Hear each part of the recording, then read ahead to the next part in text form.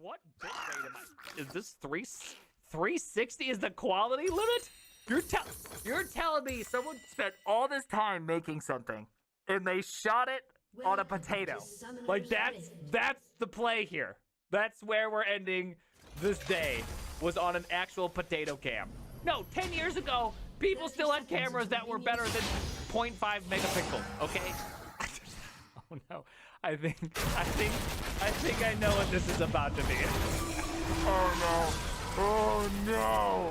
Oh no. The kid's gonna fall in love with Scarlett Johansson, isn't he? The poor kid. He's gonna betray his father living in the .NET world. Oh no. Oh, you can't see the subtitles? Man, that sucks. And he tried not to touch it. I'll move over slightly, but guess what? Why don't you just learn another language right now? What are we watching? It's never portable. You know, they say all these things about Java, but it was always so hard. Honestly, this is so funny because Microsoft is historically such a bad company when it comes to open source. Just constantly. The fact that he's just like, you're not looking at open source, right? This is just, it's too beautiful. What does the big hat symbolize? Is there some, is the big hat, is that somehow some sort of Java reference I'm unaware of? I feel like I'm missing some joke there. Red hat. It's red hat. Was that red? Would people call that red? I mean, personally, I'd call that a pea hat. Perhaps my eyes deceive me, but that's not red. Okay, like, you know, some people like their cucumbers pickled and all. Oh no! The window sound. This is so stupid. Why are we watching this? TJ, I just knew he couldn't be trusted. TJ had to give me this. Oh my God, sending XML messages. I mean, when I was in college, for my software engineering course, we had to write a paper, a research paper. And my research paper was on how JSON, bleeding edge tech back then, was so much better than XML. It was like 100 times better. It was Gizmo back then. Yeah, you're right. It was Gizmo back then. JSON was known as Gizmo back in those days. And, you know, Gizmo was a great time, you know, and JSON was just getting birthed. I just can't believe how much production went into this. And they did shoot it from a potato. This is so good. And yet, I just hate TJ right now.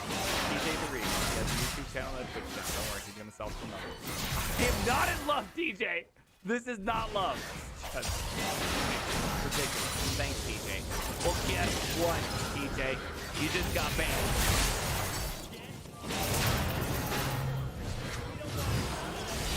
Then at the end of it, I liked it. I couldn't admit it, Karen. I couldn't admit it to myself, so I banned TJ instead. I think that's reasonable. Is that okay?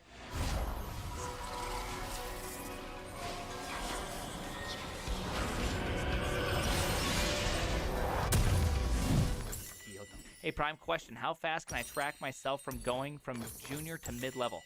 How can I fast track myself? Expand your knowledge. It's all about getting that expansion, that breadth, baby. The more breadth of knowledge you have, the faster you're going to make it, because you need to be seen as the person that can solve many problems, not just one problem. A junior engineer, given a lot of advice and a lot of coaching, can solve Welcome to problem. Costco.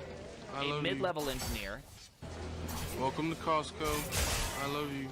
Can solve many things, needs some level of coaching. And so you kind of have to put yourself into that mindset. How I like to think about it is communication versus collaboration, right? A junior engineer, it's heavy communication, little collaboration. I'm just telling you what to do. As you become more senior, that amount of communication just becomes less and less and less, and it becomes more collaboration. More like, hey, this is what I'm thinking, this is how I'm doing it, and then as you get more and more senior, it's like, these are the ideas in which I need to make your product more resilient, better, faster, smoother, covering customers oil. You get the idea. So it's about your communication stuff. I have just lost it. I actually, do I have an elephant? I think I have. I was about to say elephant brain, but they're supposed to be known for remembering. I actually completely forgot what we're even watching at this point. I became so immersed and so upset about this website, and then now this blur, that I actually forgot what we're doing. Okay. That is the strangest way to make a square. There must be a reason why people do that. Why would you define a height in like straight up pixelized terms and then follow it up with aspect ratio 1? You know, I don't understand modern web dev. Okay, I always feel like I I do, but then I don't. Square. No, I know what a square is. That's not it. Why not with 500? All right, this is what happened. There's this intro in which I just changed the website. Then I got confused for a little bit. Now we're talking about this. Every single time the mouse moves, we get an update event from the handler. And then we updated top and left position to absolute.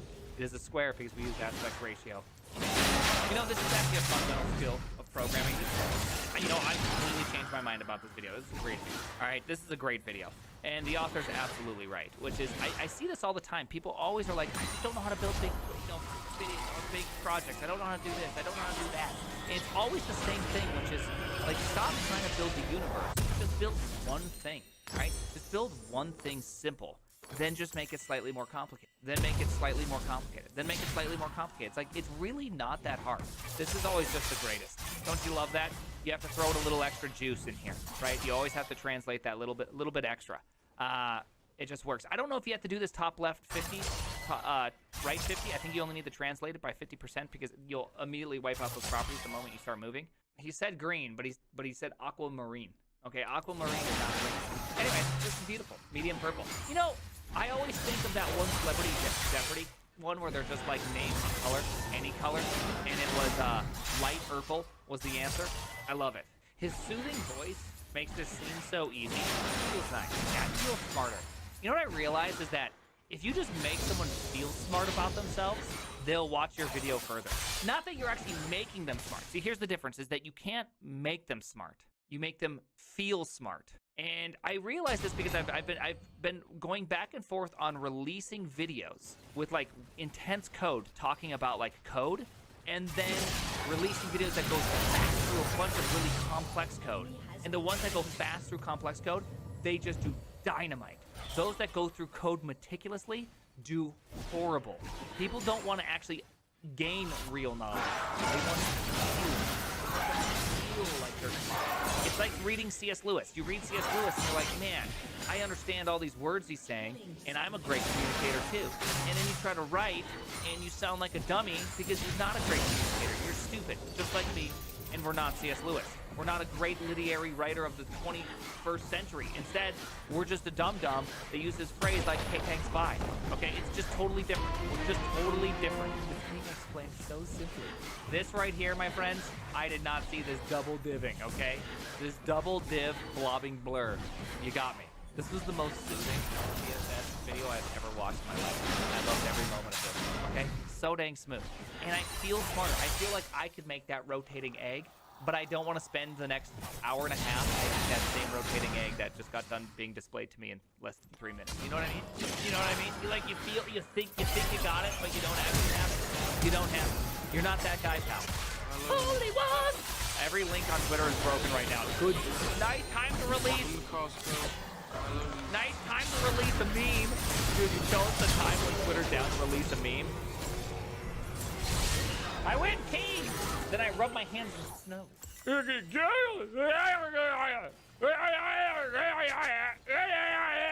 That doesn't work, Prime. You're not caring about him actually means you love him. Oh, damn it. I love him. I've been proven wrong with math again. You sound like Dr. Doifenschmerz. What?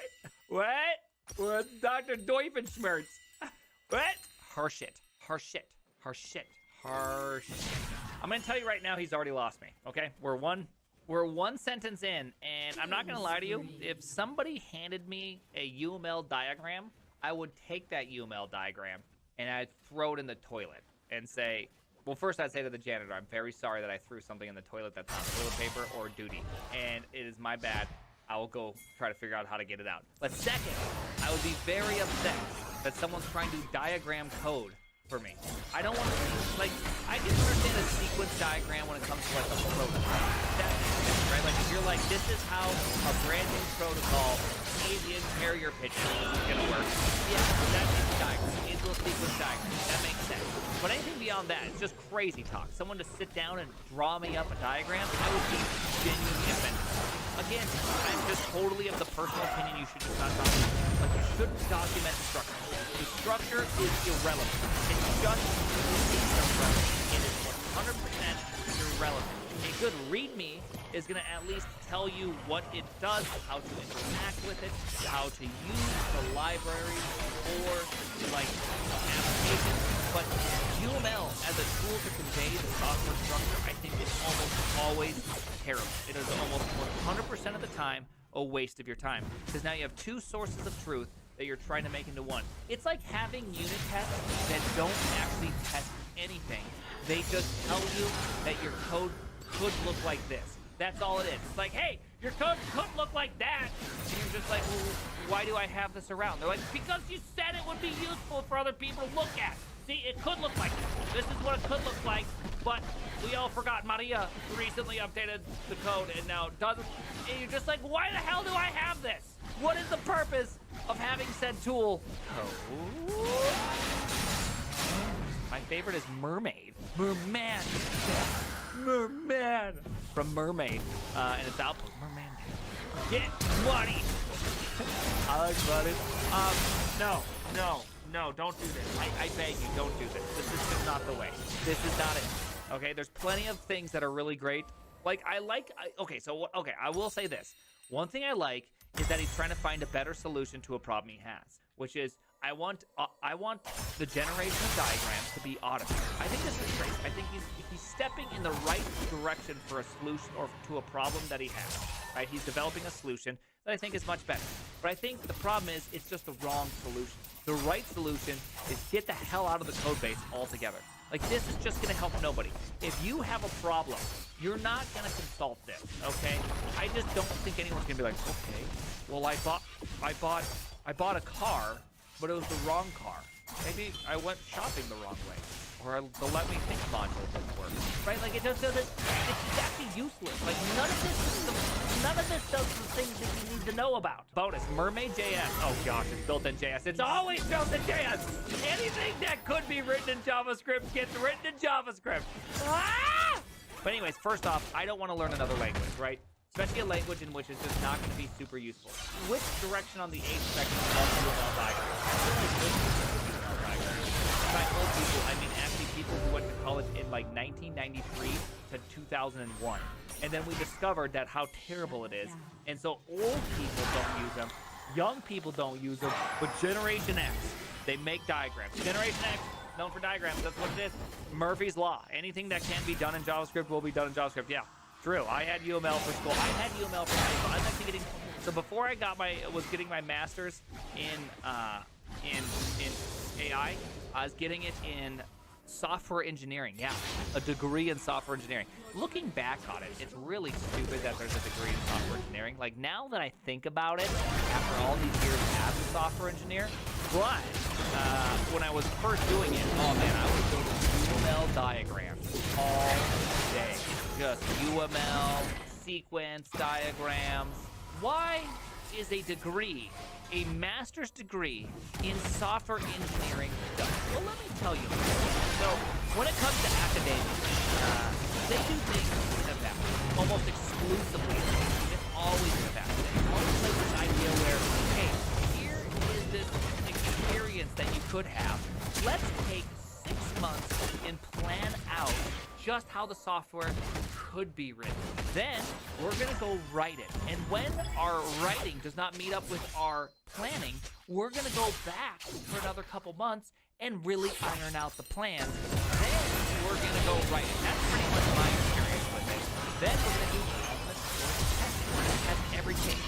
Testing is always way too overdone in these theoretical projects. The theoretical projects are always way too simple in some sense and then way too complicated in other senses, right? Like, kind of this idea where the theoretical, like, we're gonna build what I was building was a stream simulator, right? So if if an elk died, how would its toxins and everything flow through the river? How would a poison flow through a river? If someone were to dump some sort of substance in a river, how would it flow through? And so we actually were building stuff that would work on supercomputers, like super massively distributed systems that calculate out the flow of something through time, right? Sounds like fluid mechanics. Yeah, it is fluid mechanics, but it's fluid mechanics applied onto like a very large distributed graph.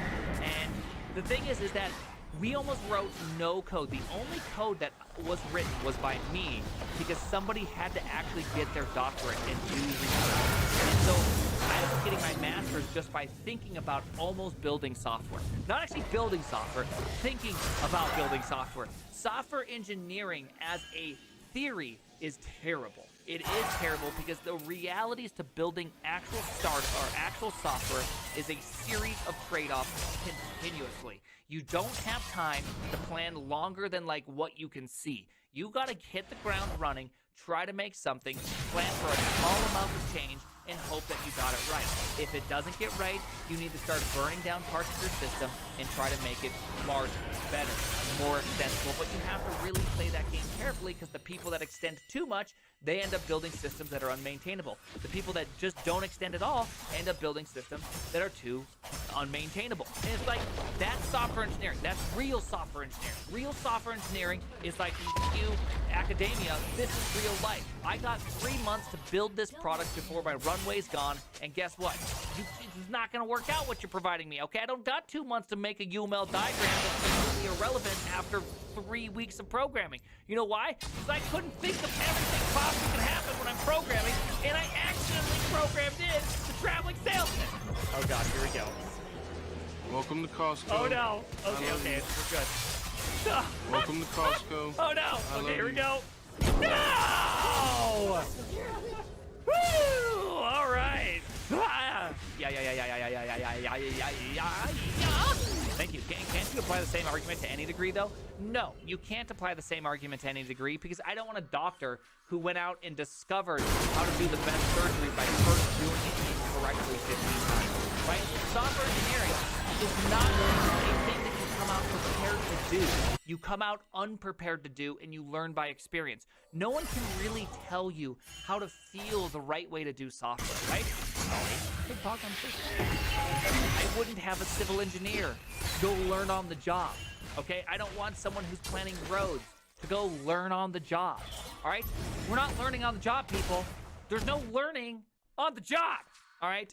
Whereas with software, you do. You just simply do. I do not believe that someone can create a class that will make people leave and become more practical software engineers at the end of it, unless the class is literally Practical Software Engineering 101. Hey, you got 3 weeks to make this. Here's the features I'd love to see. Here's the features that can be done, but I want you to only be able to program for 8 hours, and you need to get the best, and I want you to make the trade-offs and write me up why you did it. Like, that would be a great course, right? Because then you're like, okay, we're on a clock. We have to be super careful with our time. And now we have to go and do it as fast, put some pressure, make it into something that's really difficult. Like real good constraints that simulate a real world thing that doesn't also lead to crazy school, because obviously you couldn't just do 3 months to build something and spend all your time doing it because they fail all the other classes. You'd have to create an environment that makes them make trade-offs, that makes them understand how to just eyeball good software. Say, how may I get interviewed by you? I do a lot of interviewing for Netflix. If you apply for my team, jobs.netflix.com. If you go to jobs.netflix.com, you come here and you search software engineer E4. Go here and you find. I would say that's this pattern. Yeah, this must be it. I would say that likely if you apply for this one, you will get you'll get interviewed by me. This one's in Brazil. No, this is in Los Gatos, California. Do you hire outside? I've seen people here.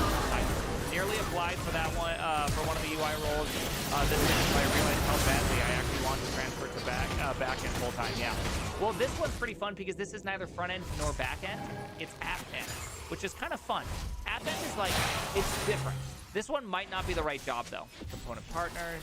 Ooh, yep, this is it. Okay, this is the one. This is definitely the one. See, I'm looking for somebody that has 2 to 4 years experience in both C++ and JavaScript/TypeScript, preferably TypeScript. It's all TypeScript. Welcome I'm going to ask you a TypeScript question, and then we're going to give you a C++. You got to show dominance. You got to dominate because this is building just tools. So I'm on a tools team. I build tools for developers. That's all I do. Let's see, are you this during work hours? Yeah. The salary range, of course. I just want to let you know that the salary range, because, here's the deal, is that you guys all live in backwards countries, okay, with your backwards ideals, with your backwards stuff. And so here in California, we promote pay equitability. And guess what? That means we're going to be transparent about our pay range. We will pay you somewhere between $90,000 to $900,000. Just defeated sexism. These are just such stupid rules. You know that this right here This costs California probably $3 million a year to verify that companies are doing it. There's literally someone hired right now in California that they have to review companies and all their stuff to make sure that they're promoting equity by doing this. But you are required to by the government of California. Do you like Ruby on Rails? No. I start my first software job next week. Nice. Any tips? Yeah, we will pay you. We pay you money. That's competitive. Maybe. Like that, to me, this just says I don't even know what this says to me. Really, on your first job, if you're doing your first job, for me, it's all about experience, right? My job when I was a junior was to get to senior faster. The fastest way to get to senior is to see more situations, become better at explaining. And the only way to do that is by really just working hard. I worked like 60 or 70 hours a week. Was that bad? Do I regret it? In some sense, no. Not at all. It was really great. I'm very happy that I did it, and it really just changed the trajectory of my career. Right? Leaning in for a small period of time is good. No, we're not okay, we might. But I'm sorry that I didn't. That's it, Dad! Wow! Come on! This is not the time! God!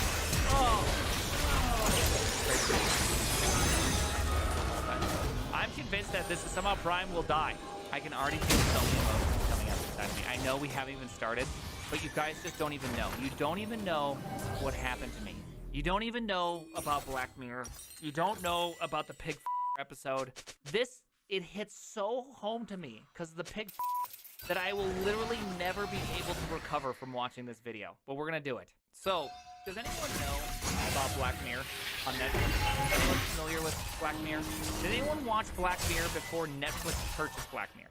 Type 2 if you watched Black Mirror before Netflix owned Black Mirror, starting season 4. Did anyone watch it season 3 and left? I got a story. We're gonna do a story here very, very soon. First, let us become emotionally damaged by what we're about to see, which this is effectively a documentary of working at Netflix doing large things. Why do we make this? Why did the world do this? Why did we do this to ourselves? We had a world in which was not that great, and we replaced it with an idea that felt better. And now we have Galactic. Why is this? Why? They just don't know the pain, okay?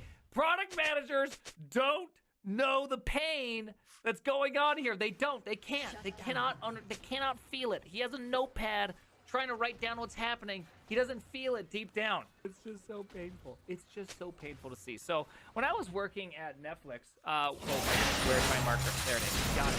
When I was working at Netflix, during my time there, which I'm still there, by the way, we had this beautiful thing. Okay, that's wait.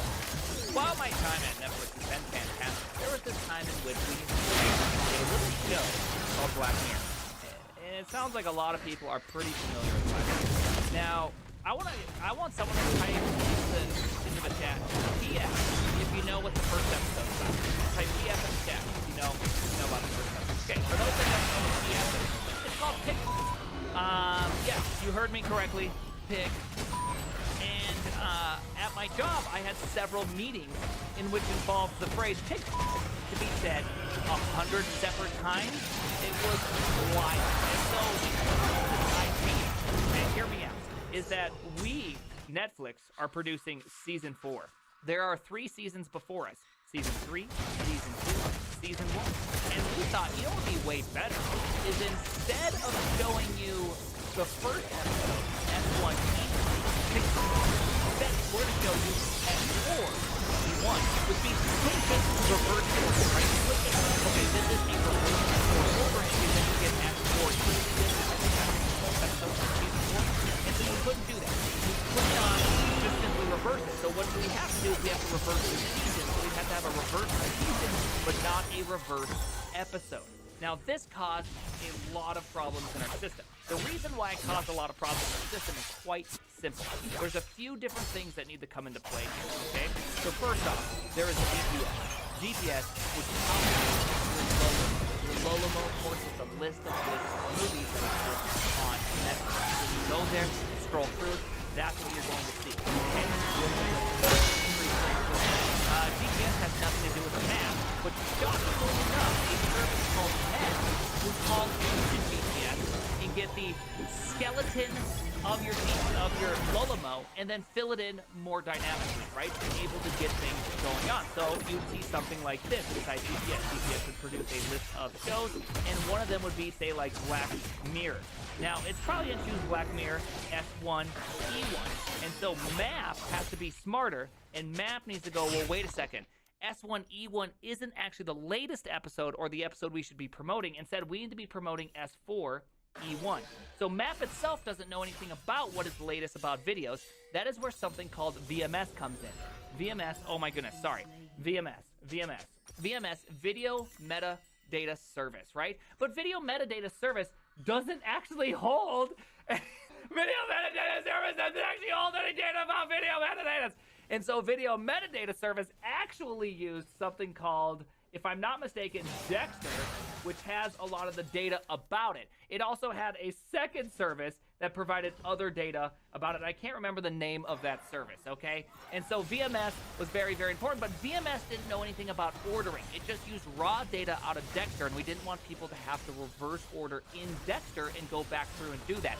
We can't do that because then it's gonna get all screwed up. Because here's the deal, is though we're delivering all these things down, we need a way to be able to identify them by their season countering and all that. So we also had like this metadata service about it, such as like their season name, their season and episode number. So if you just had season 1 be replaced with season 4, it would come back as S1 E1, which is incorrect. So the metadata service also couldn't just have things out of order because metadata service also relied on this.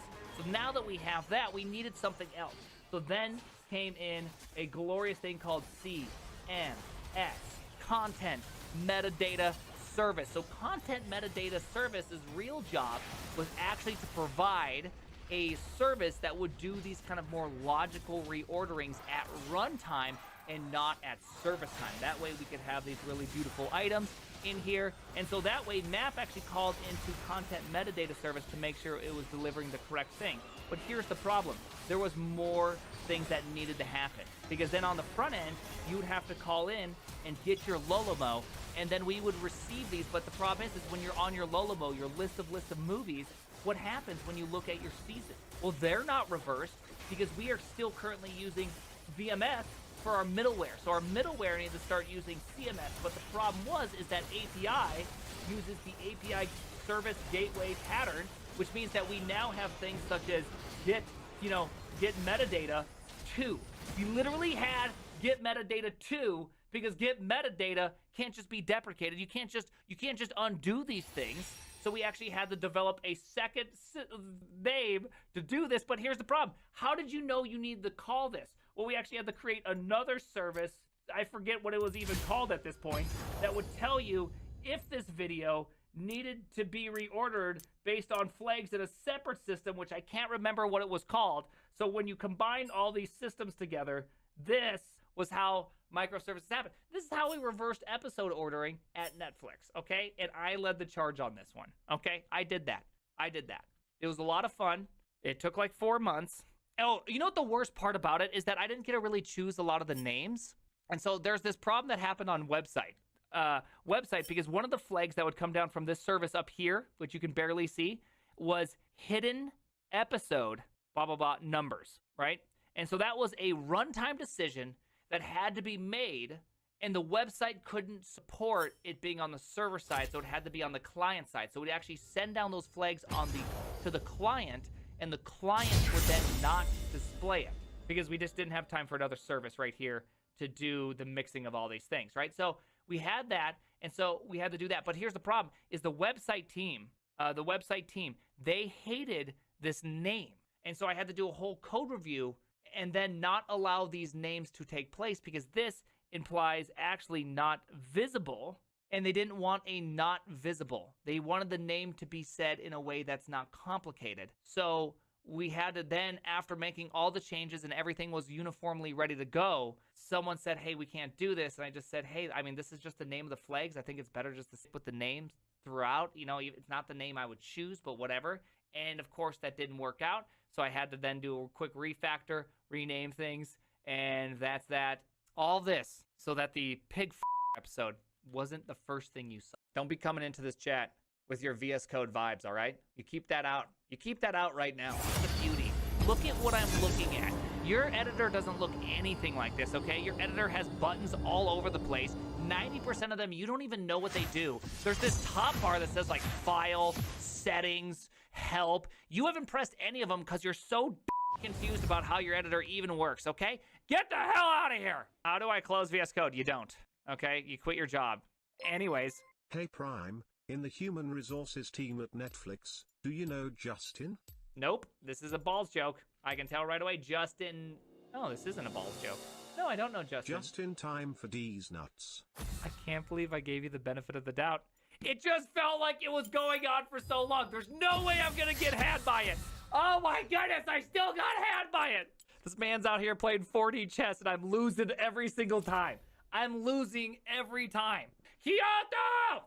Tokyo! Joel Ver Torres. Joel Vitor Torres. Joel, do you know our good friend Clee Torres? Clee Torres is somewhere around here. Always creeping around. Never can find him though. What about the order of episodes for Death, Love, and Robots? I heard it was different for every user. That's just an extension of the service that we wrote. I'm sure you've been around.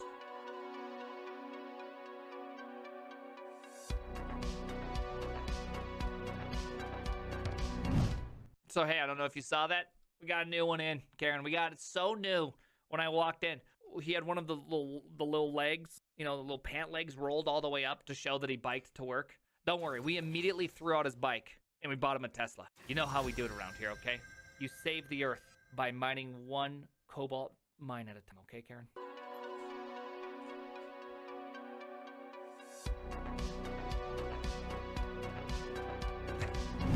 And Netflix, I have absolutely no structure other than the one that I create for my project. Like literally, I have absolutely none.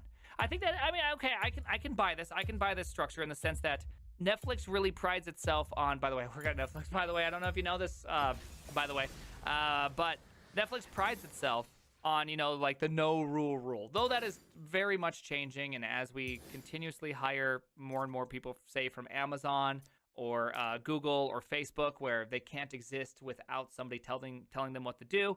You know, I feel like that overall principle is slowly fading away at Netflix, but the heart of it is still kind of there, which is that for the most part, I have a lot of autonomy and freedom. And so I feel that in the projects, meaning I don't have anyone, like I set up what I want. Do I want CI? How much CI do I want? Do I want unit testing? No unit testing? Is it a TypeScript? Is it JavaScript? Technically, is it Rust? Like what am I building? How am I building it? And how am I going to ship it or send it to my boss saying this is the right way to build it? It's all on me to make that decision. It's not on anybody else. And I do think that there's a lot of freedom in that because that makes life a lot easier. How we do it at Netflix is it's really just, we call it, my boss kind of calls it the first one to lick the cookie. I know that's like a really weird one, but he said this to me a few times now, which is the first person to lick the cookie gets the cookie. No one else wants the cookie once you lick it.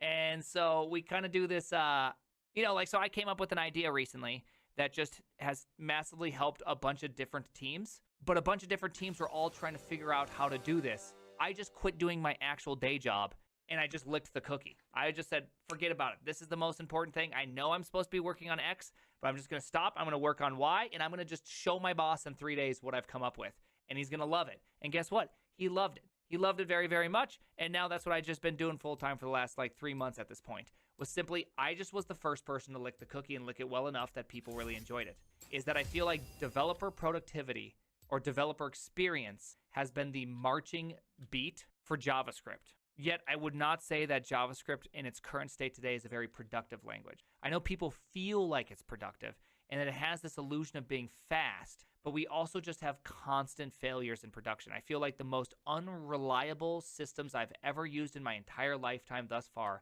have come more now than they've ever been. I am not convinced that it's actually a great experience. It feels great because it's easy. You think less, but you make more problems, I feel like, with TypeScript or JavaScript. I mean, this is, okay, so I always harp on this. Learn how to program for the sake of programming, right? There's people that I see that don't know the APIs. They don't know the standard library. You should try to learn more and more of the standard library. You know something I do? I actually do katas where I build something that uses the standard library. Not because I'm sitting there going, oh, I really want to become really great at, it's not because I think it's going to actually help me.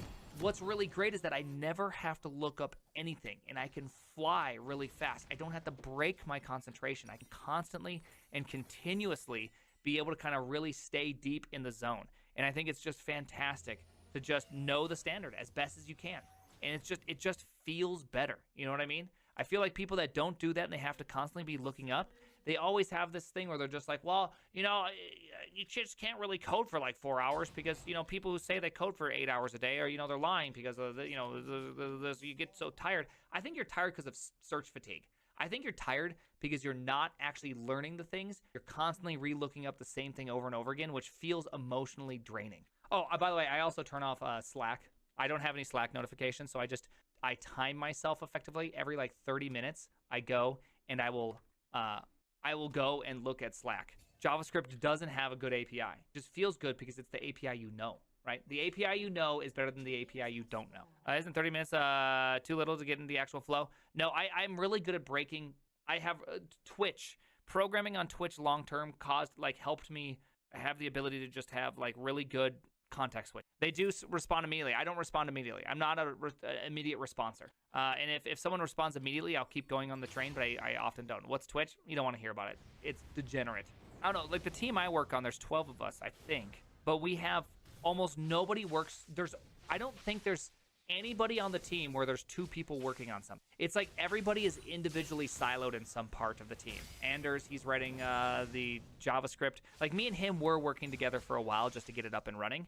But then I've left and it's been gone for a long time. You know, so we have a big team, but at the exact same time, we're almost all individual without any overlap or very little overlap. I mean, I've done some overlap with people, but it's very small.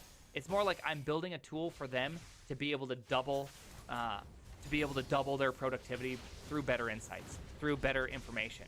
And so like one of them was that we're building this new system and we didn't know how good or bad the garbage collection was. So I built a tool that when someone makes a PR, it will run their PR and tie into a bunch of V8 events and actually print out on the PR how many times you were in garbage collection. What about the last time on this device? Like do a bunch of kind of like statistics over time, be like, this is what garbage collection is looking like. Like these are the things you got to be careful about. Now, technically I could use that and put it into any product, but it's like that's about as much working together as somebody would ever do on our team. Man, I think it was some coding guy that came up with the idea where for hack day, every manager would only get so many points. And so every manager could only create so many meetings, and the more people in the meetings would cost more points. So you could only create so much, but you could earn points, you could trade points. So some manager could say, hey, we'll take on this task, but I need some points. And so you could do like point trading. You as an engineer could also have a series of points, and your points could be used to not attend meetings. Great, just great stuff. I hate this whole idea that there's these 2-week cycles that somehow dictate these things. I just think that they're just bananas. The whole idea of Agile, I just completely don't even buy into at all. I'm sure it works for certain products, and it does work better on larger teams that just don't like to communicate. But it just seems to me that that's just not. It kind of feels like it robs the more collaborative approach of good engineers, right? Good engineers stay like me and one other person. We built an entire network stack at Netflix for the television, and we just did it together. And we had no plan. No one planned. There was no meetings about it. There's no retros. There was no story points. There was no, hey, what are you going to do in the next 2 weeks? It was kind of like, hey, can you do that part? I'm doing this part. And I'm like, okay, I'll do this part, but hey, let's make this interface the same. And we're like, yeah. And then we just go and we would build it. And then we'd be sending messages back and forth as time went on. Like, hey, I finished this part. Hey, I finished that part. Hey, we did this thing. Hey, I did that thing. And there was just like, we didn't waste our time talking about what we're going to do. We just did what we were going to do. It was fantastic. Assessing the number of Fibonacci sequences, I don't know. But I will agree that the team that I was working on were very, in general, very senior. So maybe that works better. That's Agile. Well, it's Agile with no plannings, retro, sprints, or anything. There was no sprint. There was no retro. There's no postmortems. There's no nothing. We just each ran individually doing our own individual parts of a greater system. You get to plan what something's going to take, and then I'm going to give you that much credit for what you thought it was going to take. To me, it just makes no sense. Like that whole structure of programming. What makes so much more sense is just like the output. What is the final product? What happens at the end? Like, do you deliver a finished product into production with low amounts of production issues or none. To me, like that's the best solution. It does not matter about anything else. It really didn't matter about how you got to that point. See, this is my Netflix coming out. I can't help it because I just don't see the point of all this process. It's like that's it. That's my only thought, which is why are you spending more time doing stuff? I don't know if I like the idea of how many times did you deploy to dictate how much work you're doing. I also, so again, hard part, working on televisions, deployment cycles are much different. We release, versions of Netflix like once a year. We're a C++ monolith. It takes a lot of time, takes a lot of effort. We build for partners. You can't just update things in fields. You have to get things right first off. Waterfall is just a much better approach. We don't release regularly. Our releases are highly tested if we do. I'm just not convinced the speed, I'm just not convinced it's the greatest, right? Television UI, the thing you see when you turn on your television, I believe we release twice a week. That's what it was just this last year. I haven't been releasing anything into the wild. And so you get 2 days a week, things are being released. I think it's Monday and Thursday. And we obviously do a bunch of testing. We do a bunch of testing in production. We make sure everything's good, but it's certainly not continuous. It makes no sense to do continuous. And it really, if you think about it just for a moment, when you do continuous delivery and you're continuously updating your website, you're continuously doing that, you're busting cache all the time. You're making, in general, a worse experience for a developer or for a user. The best thing you can do is make your changes shouldn't cause a user every time they go to your website to have to re-download all the JavaScript. It should, to me, that's just a bad trade-off. I'm not into the continuous delivery, always be changing style. I don't know if you guys have ever used GitHub, but GitHub is it's not great. It's often really slow. It feels annoying. They're always deploying, and it always feels like I'm downloading JavaScript every single dang time. How fast do you fix a bug that exists in production? To me, that's really good, right? That shows that you have a quick system if you need a quick system. Whether you're rolling back, whether you're pushing forward, whether you're doing anything, how fast can you detect that there's an issue, and how fast can you heal it for the users? To me, that's really good. That's a really good measurement because that's actually that's the only thing that really matters in the end. How often are you breaking the end user's experience? I don't mind a potato in a taco. Do you know Justin's sister Karen? I'm not. No, I don't want to play this game, Rambo. You waited all this time for nothing. Rambo 7, Prime 0. Welcome to Costco. I love you. Rambo, I'm going to promote you, okay? You're going to get senior intern. You've gotten senior intern. I feel like you're senior intern status right now. You're looking really good. Reviews are going great, okay? Mod check? Can I get a mod check? Mod check. Welcome to Costco. I love you. I don't even think I have a mod in here right now. Did I ever tell you the story about the honey badger? So the honey badger is obviously a mythical creature. Randall gives the greatest this Victor is so annoying. time about the honey badger.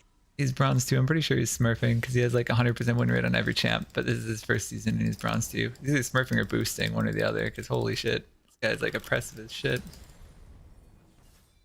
Look at that zoning by tower, perfect spacing to land a Q so I can't go up and farm the range creeps. That's insane. Not even in plat do people have that perfect of spacing. At least I'm kind of keeping up in CS, but yeah, he has perfect CS, 76 at 8 minutes. I don't think he's missed a single CS.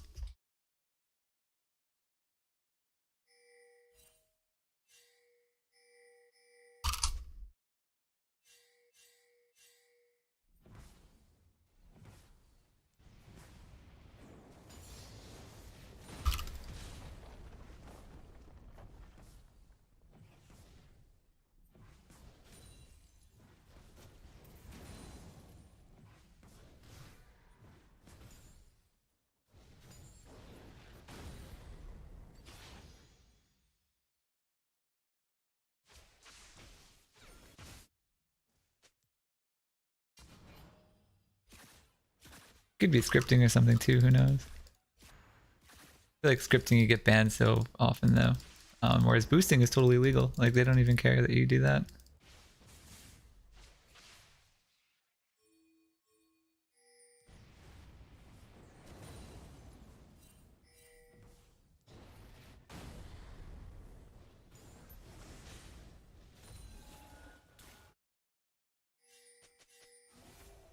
I mean, we can kill Vi. It's the Victor I'm more afraid of.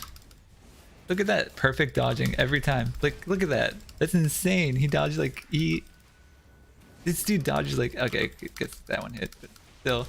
Oh yeah, wait, that stutter step was totally scripting. Do you see him stutter when he went for auto attack? That was like super sketch.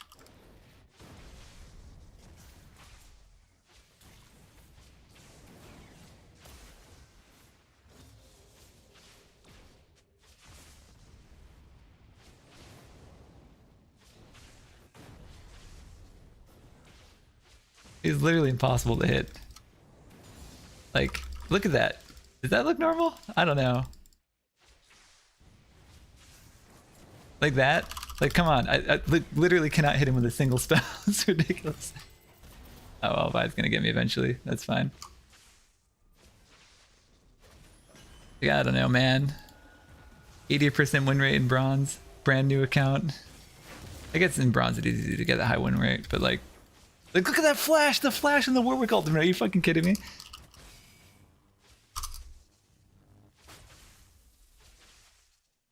That's 100% bullshit. All right, unless he's like a challenger smurf, but then it would make sense that he placed into bronze. He's scripting 100%. Just like perfect CS, flashes the Warwick ultimate. Yeah, right.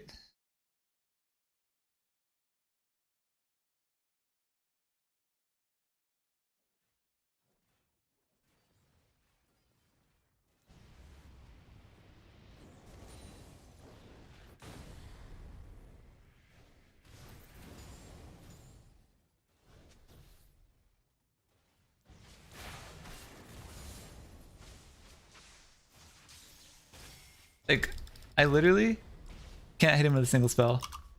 Like, it's ridiculous. If I aim up, he dodges down. If I aim down, he dodges up.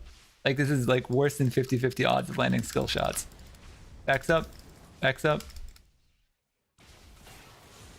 What the fuck?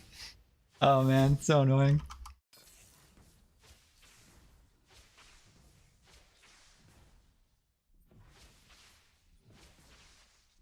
Like, look at his movement. Do you see how he stops? It's like when you hit H or whatever, you stop moving or whatever. And scripts do that a lot, so you can change direction quicker. We'll just spam it.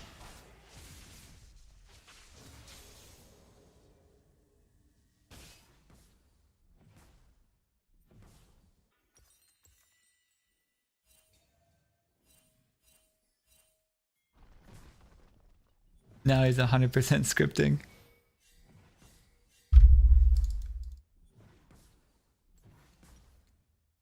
He doesn't even care, okay? Smacks the shit out of things. But when I was during my earlier years, 2016, I think at Netflix, I won a hack day because of the Honey Badger. And what was the Honey Badger? Well, the Honey Badger was this: is that some coding guy, Alex Wolf, Karenina Motion, and I decided to do a little challenge. We were going to outserve production and have a better experience on the television with Samsung Galaxy S3s being a series of phones as a microservice versus our AWS, because we had this fundamental belief that AWS and how we're using the backend was really crappy. It's like we yeah, but scripting is you're still playing, but the script is dodging spells for you. Scripting is not like a bot's playing. Like, you can just tell by how he moves that it's a script. Like, I can run scripts and show you. Like, you can get him on torrents. And that one he couldn't dodge because I was in Fog of War. See, so that's how you know it's a script. He only doesn't move if you shoot him from Fog of War where he has no information about you, right?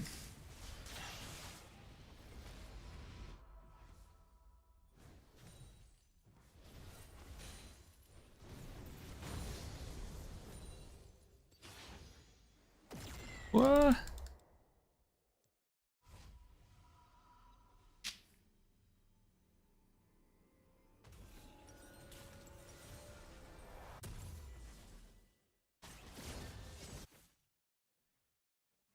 Yeah, just the fact that every Q, if I aim the Q a little high, he always dodges down. If I aim the Q a little low, he always dodges up, right? Usually skill shots like 50-50. Yeah. I mean, I don't know what I can do against this. Like, look at his CS. It's perfect CS, 136 at 14 minutes. Like, dude, not even pro players get that kind of CS. Like, insane 100% CS rate. That's fucking nuts. Oh, it's cool, dude.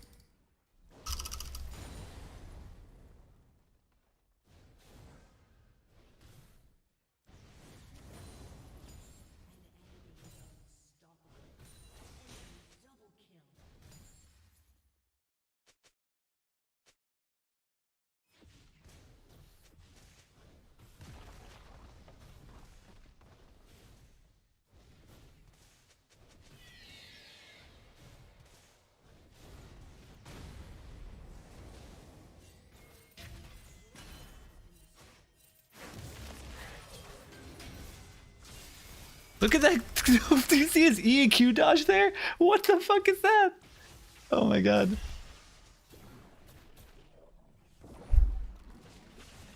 But if you look at this guy's match history too, like 25 kills on Vayne. Like that's nuts.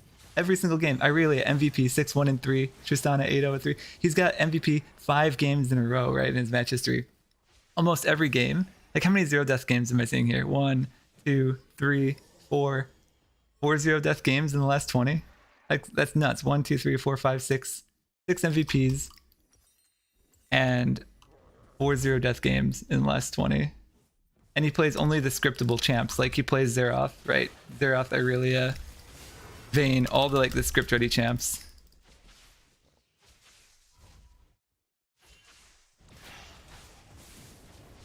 Look at that dodge. You see that last second dodge on Q? Because I was in Fog of War, but as soon as it showed like the hitbox, he instantly like juked down. Like he's unhittable, right? Like I played against good players who are good at dodging, right? But you still hit them with like a few, just maybe like 20% like hit rate. But this dude literally at the last second dodges every single skill shot.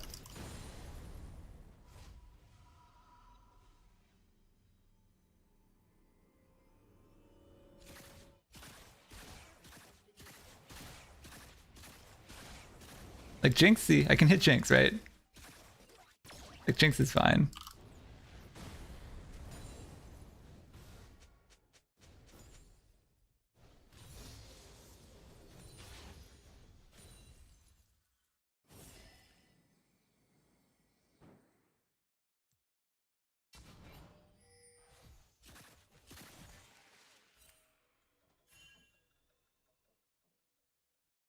You could get this Soraka.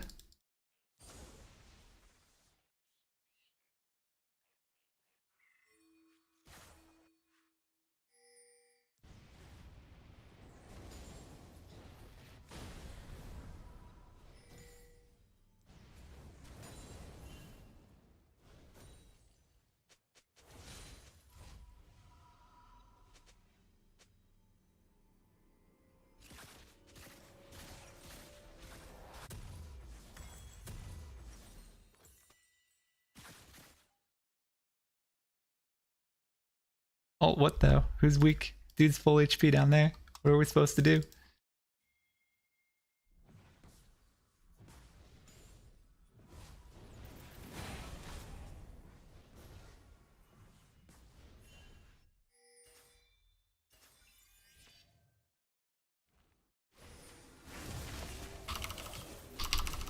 Look at that flash! Do you see that flash? Did you see the dodge on all my R's? Dude, that if that's not scripting, I don't even know what's scripting, man. Holy shit.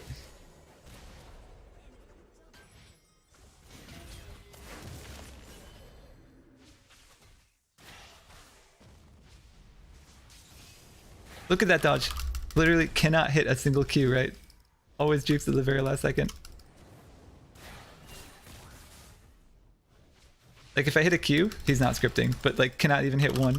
Look at these dodges forward into every W. Like holy shit.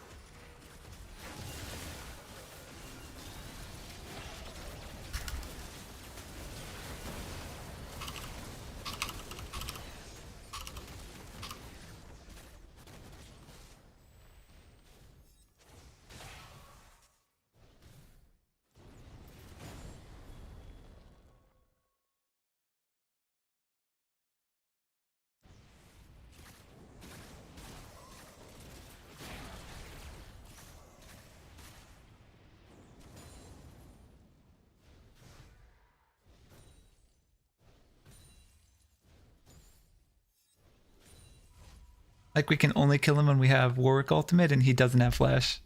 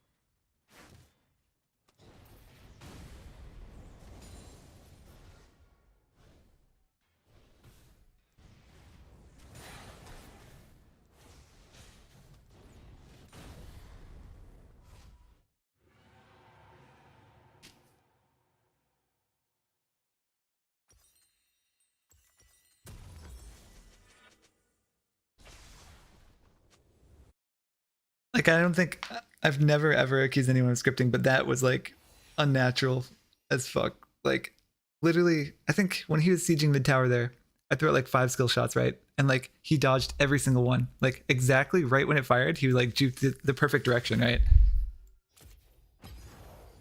That thing, I don't even think you can report people for like scripting. Like I don't know what that would be for. Before cheating? Yeah. Like I don't really care about flaming. That's not so bad. I'd be flaming me too. But that was like super obviously scripting. Like holy shit. Crazy. Like there's just a one play down the bottom where he like flashed my ultimate as soon as he was out of Warwick ult, and then like dodged every other ultimate after that, which was like insane. Like literally like millisecond timing after the Warwick ultimate finished that he flashed away and dodged like my first ult shot, and then like perfectly juked every other ult shot, like juking into the team to dodge like ult shots, juked into the team to dodge every W and stuff. Like absolutely nuts. It was around, I think it was around here. It did further. Was it down here? Yeah.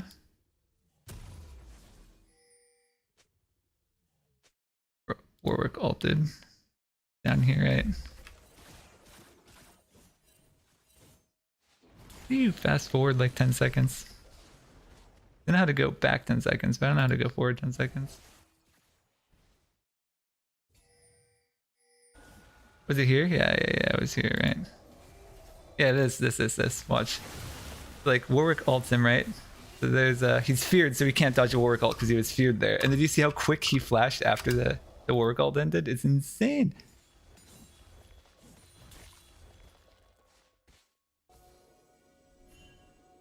So he has no vision here. Gets feared, Warwick ult, and then literally flashes immediately afterwards. Perfect juke, perfect juke. Look at that juke into the wall to dodge my ultimate. Who jukes into the wall to dodge an ult shot like that? Like, I don't know, man. This part to me just looks sketchy as fuck, but there are some others that were really sketchy too. But like, these jukes my ult, like perfect. Like into the wall, like what? Oh, you can't see, sorry. No, watch this. See? Flashes that ult, walks backwards, walks into the wall. Like, what the fuck? I don't know, man.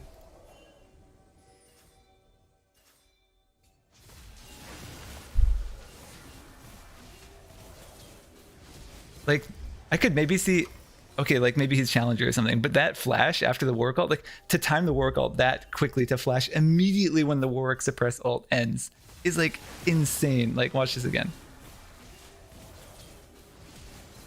Walks into the Warwick to dodge it all, walks into the wall where there's like a little crevice where it wasn't gonna hit, like the very edge of the skill shot, right? And that's the thing, he walks to the very edge of the circle and then like stops walking to turn around and hit. Like he knows exactly where he's safe from the skill shot to turn around and fire again. Like, this to me does not look human, right? Turns around to Q right when he's at the edge there. I don't know, man. Like that's just nuts. And then yeah, when we were sieging tower here too, it's just like super insane. Not hit him. What was the other one? I think having lethal on me with Scorch was kind of lucky. That was like this first death or whatever, where like he had lethal with Scorch from the Q. I thought I'd live, but I forgot that he took Scorch as a rune. And like that could have been just lucky. Yeah, this isn't necessarily scripting. But like, damn. But like, just the way he walks to dodge his skill shots is so, like, I don't know, super sketch.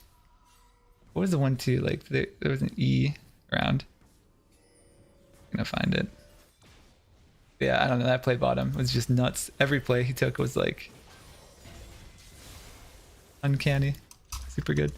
Yeah, the fucking 25 kills Vayne game. Like, holy crap, with bronze. I don't know, dude. Like, I've literally never called people out for scripting. I've been called a scripter on Zeroth because I am pretty good at hitting my skill shots, but I don't dodge like that, right? Like, you can't dodge every skill shot, right? Because it's 50-50 whether you'll juke up or down.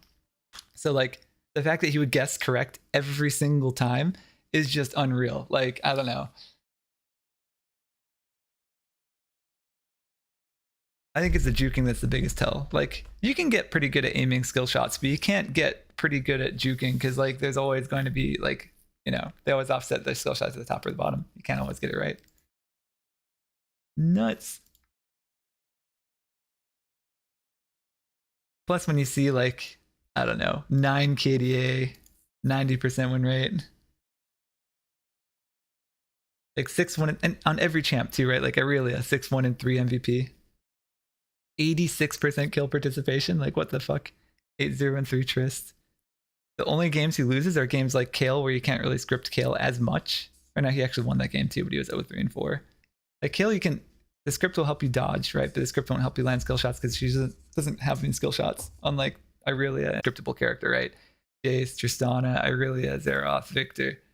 And he's first timing these champs, right? Like granted, it's a Smurf account regardless, right? It's a bronze 2 Smurf account. But to be first timing champs and like landing every skill shot and dodge is just fucking ridiculous. Like, these KDAs are not normal.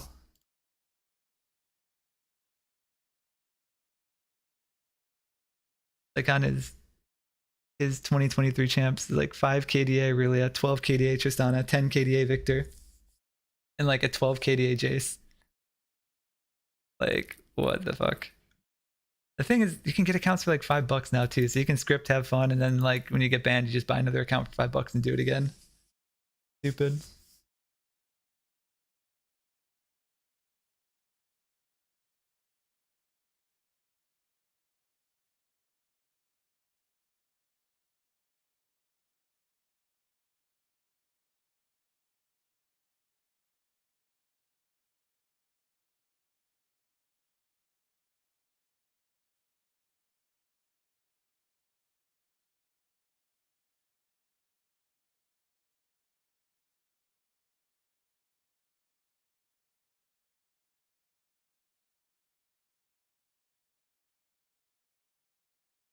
Faster.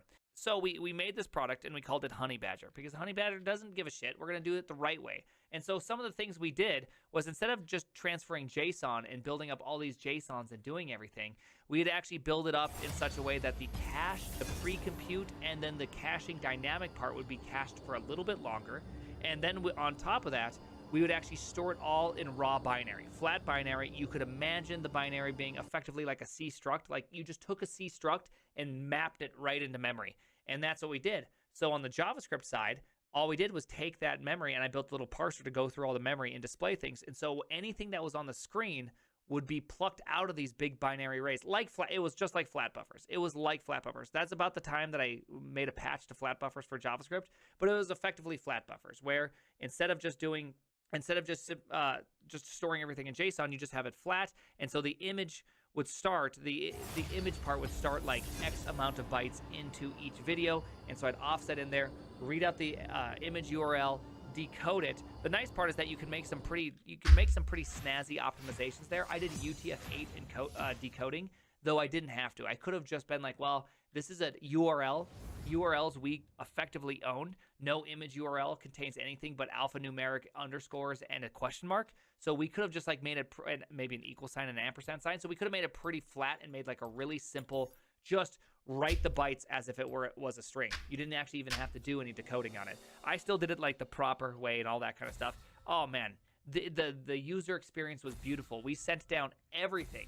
Your entire Lolomo, everything that you could see on your television when you first go there, plus every single display page. So if you were to go into a display page, you didn't have to wait for it to load. Instead, all that data was already there, and we did it in like 600K worth of data. So it was just so much better because it was just so much better. It was so smooth. It was so good, and it was fantastic. And no regex in the parsing. Come on, not allowed.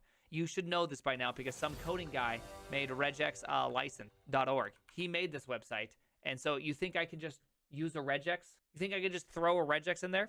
It was really good. Really what it all comes down to is that like you don't have to create a bunch of JavaScript objects if you don't display much, right? If you really think about it, Netflix, all it displays is a video, a title, and like a series of box arts and a description. That's very little information. So why are you parsing out everything just to display a little bit? It makes no sense. Let me go, let me go. Don't hold me back anymore. Let me go, let me go. Turn my back and fix some more.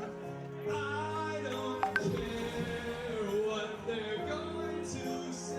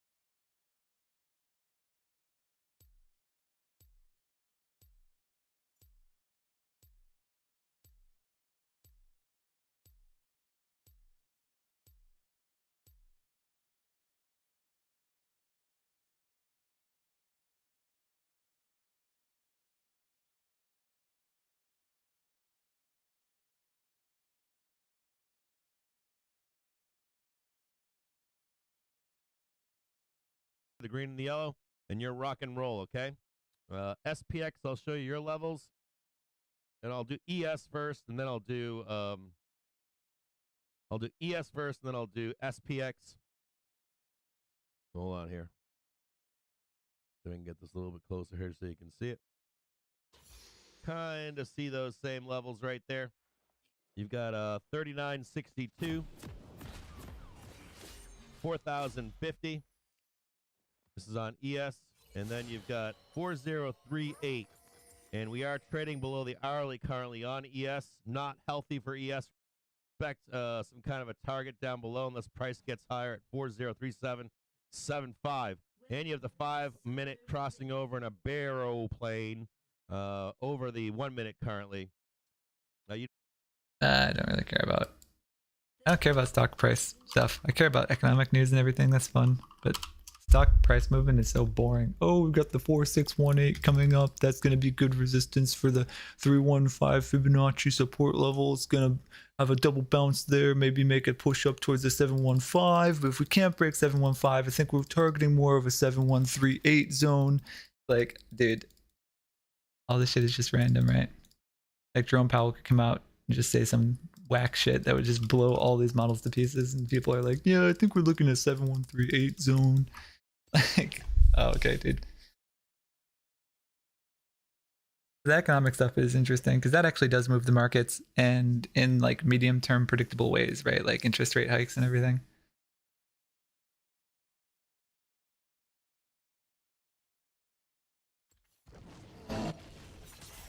Gotta turn my volume up from 7. It's so quiet.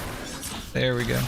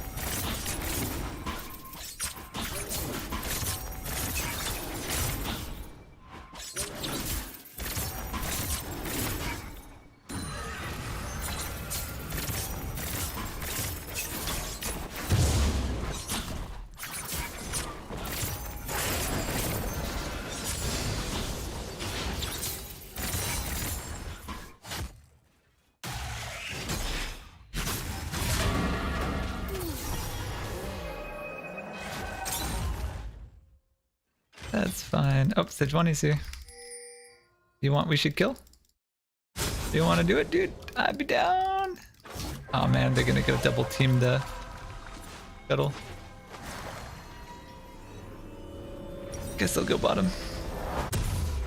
Mordekaiser isn't super strong early, I don't think, so that's fine.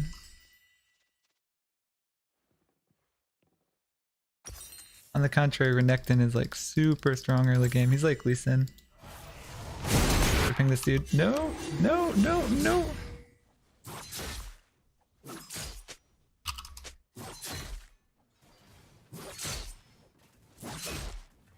Yeah, Malzahar's out of mana, but Sejuani's still there. Oh, she's all the way bottom? What? Went around the bottom.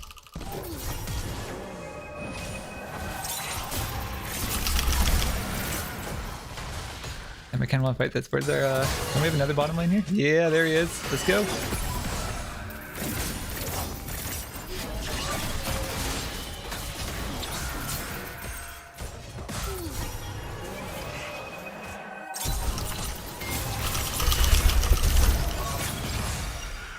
Come on, get him, Pantheon. Q, fat Q. Oh, baby, Pantheon. Triple kill for Pantheon.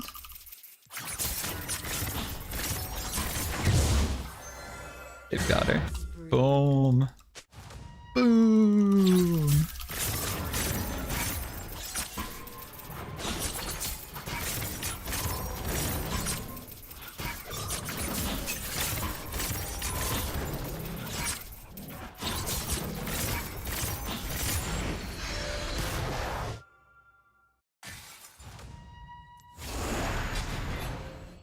In a Wardic is what I like to do when that happens is cheese the dragon by going over.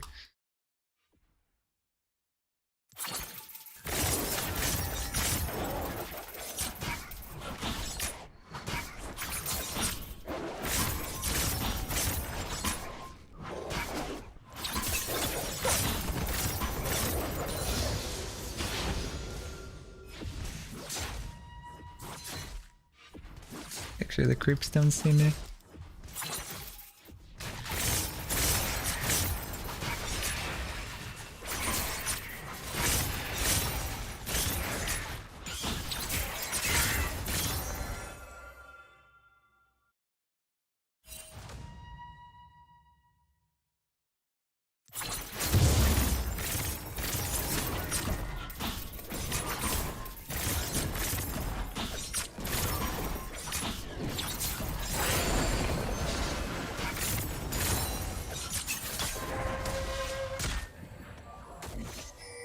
He gonna get Dovin? Oh, he's 6. He might get Dovin.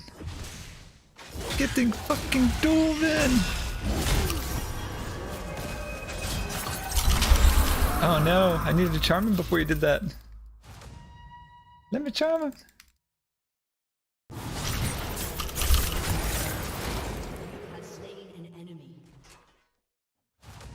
Couldn't have brought him into the death realm. We could have just 2v1'd him.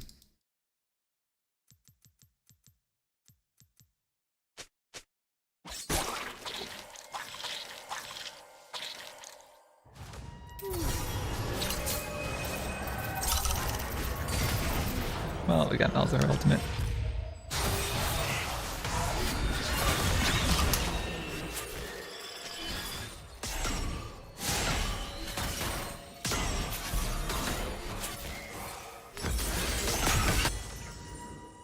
I like how Night Harvest is recommended on Eve now. After so long, they're finally recommending it.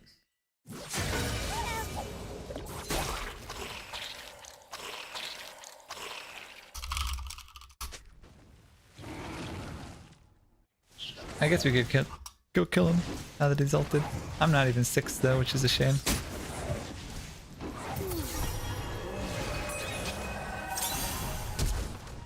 I'm happy with Flash.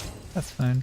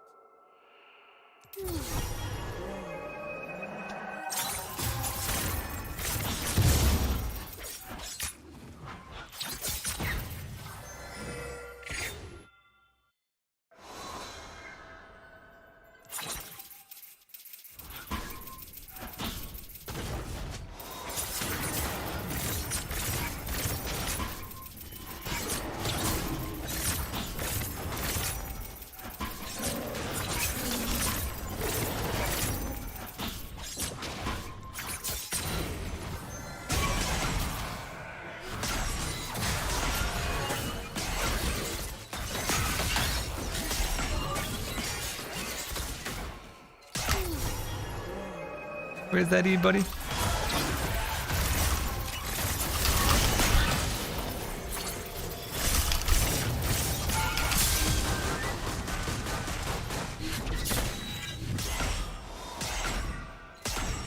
Okay.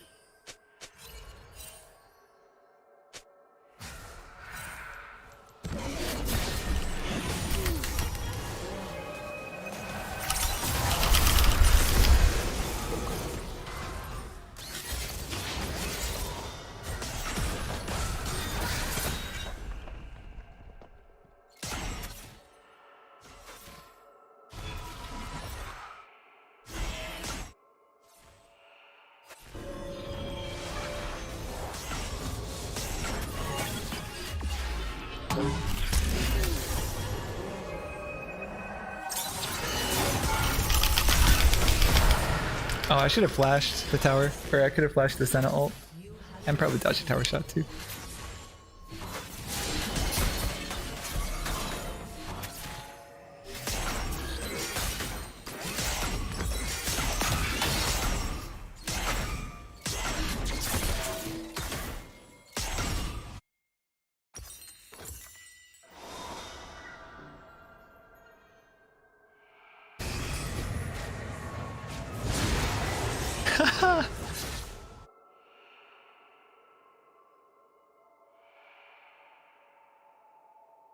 Where's the ward icon?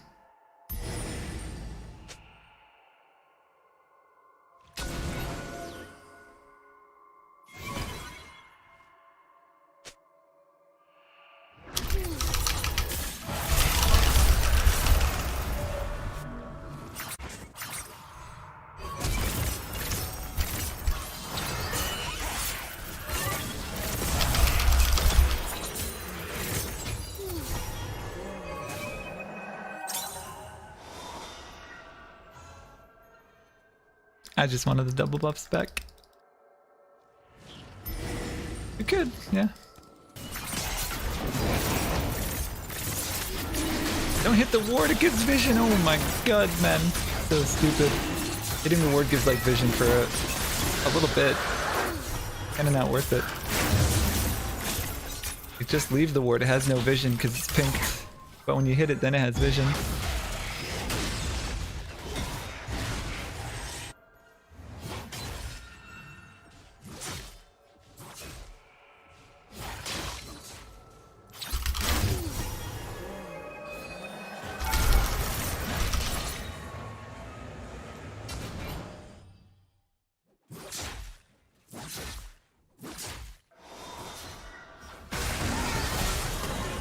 Oh, don't die to these two.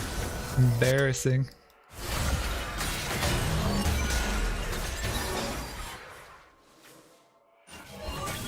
Pink? Yeah, there's a pink, but I don't care. Come for that booty!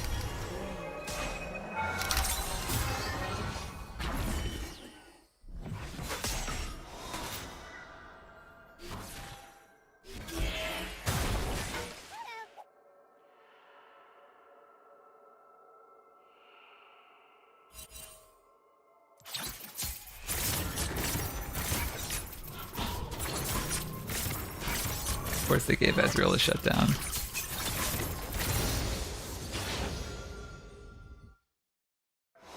How embarrassing.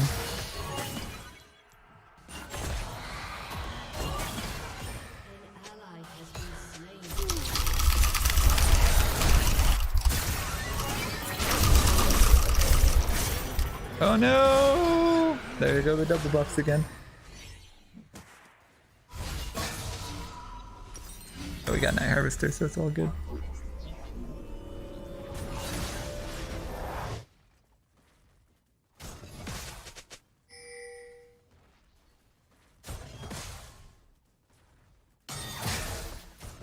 Turret plating will fall soon.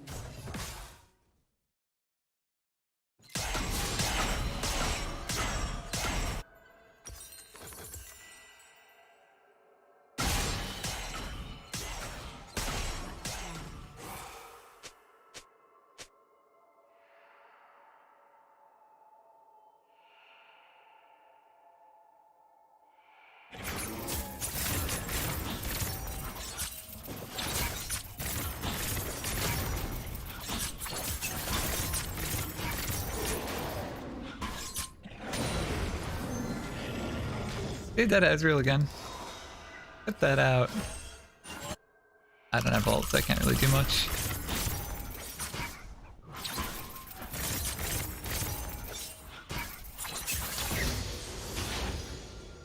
Gonna run. If I don't have ult, I can't really do anything. So annoying.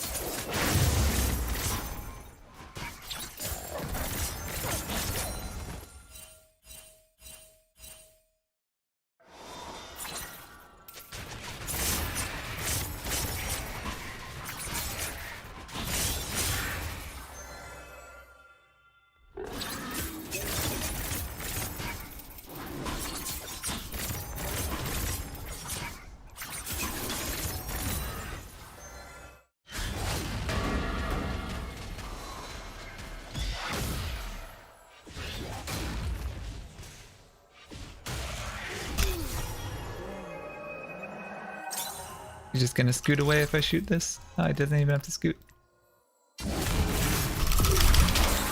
Why would you do that? The fuck? Bring him back. Bro.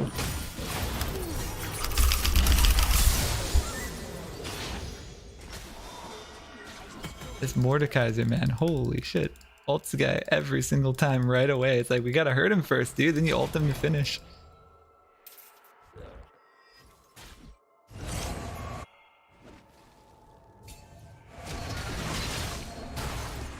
He saw me coming from that pink ward.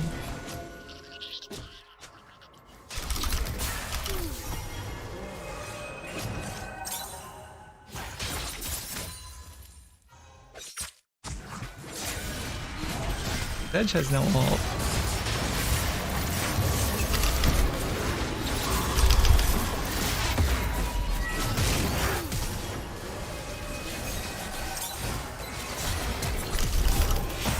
Oh, I charmed her?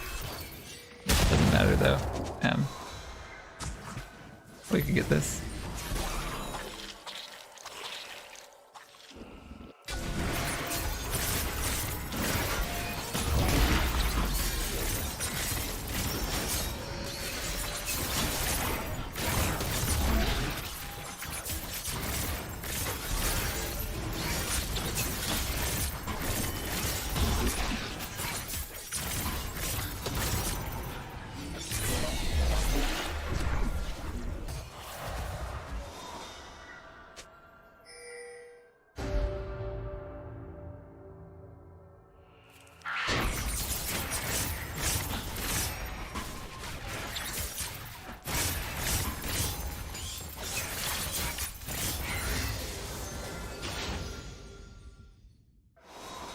Wait, they took the dragon without their jungler even being there? As we killed the Sejuani top, and their dumpstered bottom lane somehow managed to get dragon on their own. How is it possible? Don't understand. Average payment is twice as high. Why? Because of the runaway spending of our friends on the other side of the aisle. Exactly. I'm sure I do not have time for my opening comments, but I will say without any question, as I look around the country and I ask myself, how devastating is it that today it costs $433 more than it did a year ago? The answer is it is a crisis. When the average family in our country just a couple of years ago didn't have $400 in their savings for an emergency, oh wow, that to have prices go up by this amount, it's devastating. To have a conversation about rents around the country, looking at the inflationary effect and the absolute devastation of a snarling supply chain that we haven't seen in my lifetime, run by my friends in the progressives. Unbelievable. But to get to you, Chairman Powell, one of the comments that you've made that I think is really important in one of the speeches you gave in January, and I apologize for my rant. I just wanted to make sure my rant was consistent with my friend here. It is essential, you said, that we stick to our statutory goals and authorities, and that we resist the temptation to broaden our scope to address other important social issues of the day. Taking on new goals, however worthy, without a clear statutory mandate would undermine the case of our independence. He further noted that, and I quote, without explicit congressional legislation, it would be inappropriate for us to use our monetary policy or supervisory tools to promote a greener economy or to achieve other climate-based goals. We are not and will not be a climate policy maker. Do you still stand by those comments? Finally, finally, yes, I knew the chairman would dock that for my time, and I appreciate you doing so with a great humor. You're great humor. Finally, several of my Republican colleagues and I sent a letter to you discussing Vice Chair of Supervision Michael Barr's plan to conduct a holistic review of capital standards. I look forward to discussing those capital standards during my Q&A. And I will thank you for our recent conversation that we had that helped illuminate some of the necessary challenges that we face as a nation and your answers to it. Thank you. Speaking of illuminating, today we'll hear from Chair of the Federal Reserve Jerome Powell on monetary policy and the state of our economy. And I don't expect Chair Powell to weigh in on the mini debate we just had, but I think we all know that the debt increase was much larger under President Trump and a Republican Senate than it has been since. Chair Powell, thank you for your service and your testimony today. Chairman Brown, Ranking Member Scott, and other members of the committee, I appreciate the opportunity to present the Federal Reserve's semi-annual monetary policy report. My colleagues and I are acutely aware that high inflation is causing significant hardship, and we're strongly committed to returning inflation to our 2% goal. Over the past year, we've taken I think Red Buff would have killed her, actually. the stance of monetary policy. We have covered a lot of ground, and the full effects of our tightening so far are yet to be felt. Even so, we have more work to do. Our policy actions are guided by our dual mandate to promote maximum employment and stable prices. Without price stability, the economy does not work for anyone. In particular, without price stability, we will not achieve a sustained period of labor market conditions that benefit all. I'll review the current economic situation before turning to monetary policy. The data from January on employment, consumer spending, manufacturing production, and inflation have partly reversed the softening trend that we'd seen in the data just a month ago.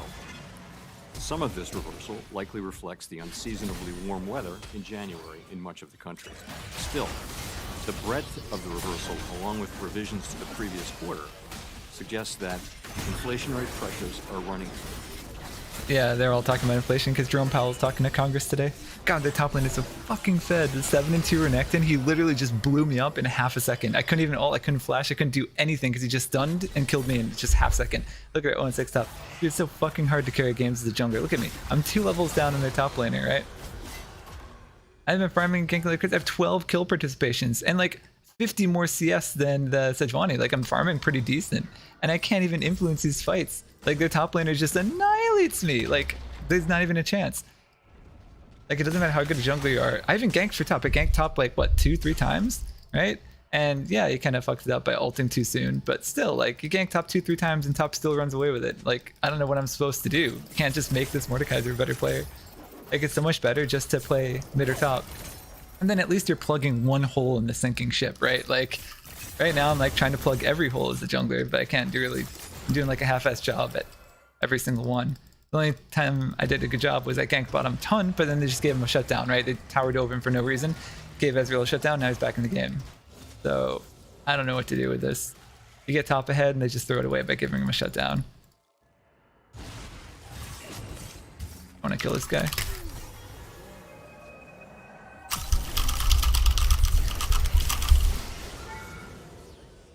I mean, that's something at least. Oh, he's 3-6 though. He's not really worth it too much. They might move on Baron because we're down here. Growth is good for workers, but only if it's not eroded by. Turning to growth. The U.S. economy has slowed significantly last year, with real GDP rising at a below-trend pace of 0.9%. Although consumer spending appears to be expanding at a solid pace this quarter, other recent indicators point to subdued growth of spending and production. Activity in the housing sector continues to weaken, largely reflecting higher mortgage rates. Higher interest rates and slower output growth also appear to be weighing on business fixed investment. Despite the slowdown in growth, the labor market remains extremely tight. The unemployment rate was 3.4% in January, its lowest level since 1969. Job gains remained very strong in January, while the supply of labor has continued to lag. As of the end of December, there were 1.9 job openings for each unemployed individual, close to the all-time peak recorded last March, while unemployment insurance claims have remained near historical lows. Turning to monetary policy. With inflation well above our longer run goal of 2%, and with the labor market remaining extremely tight, the FOMC has continued to tighten the stance of monetary policy, raising interest Renekton. rates by 4.5% Bye-bye. over the past year. Renekton's just getting 1v9 the team now. That ongoing increases in the target. Don't worry, they were range for top lane federal is split funds pushing. Look at this. Oh will be yeah. appropriate Let's go in more. order to attain a stance of monetary policy that is sufficiently restrictive to return inflation to 2% over time. In addition, we are continuing the process of significantly reducing the size of our balance sheet. We are seeing the effects of our policy actions on demand in the most interest-sensitive sectors of the economy. It will take time, however, for the full effects of monetary restraint to be realized, especially on inflation.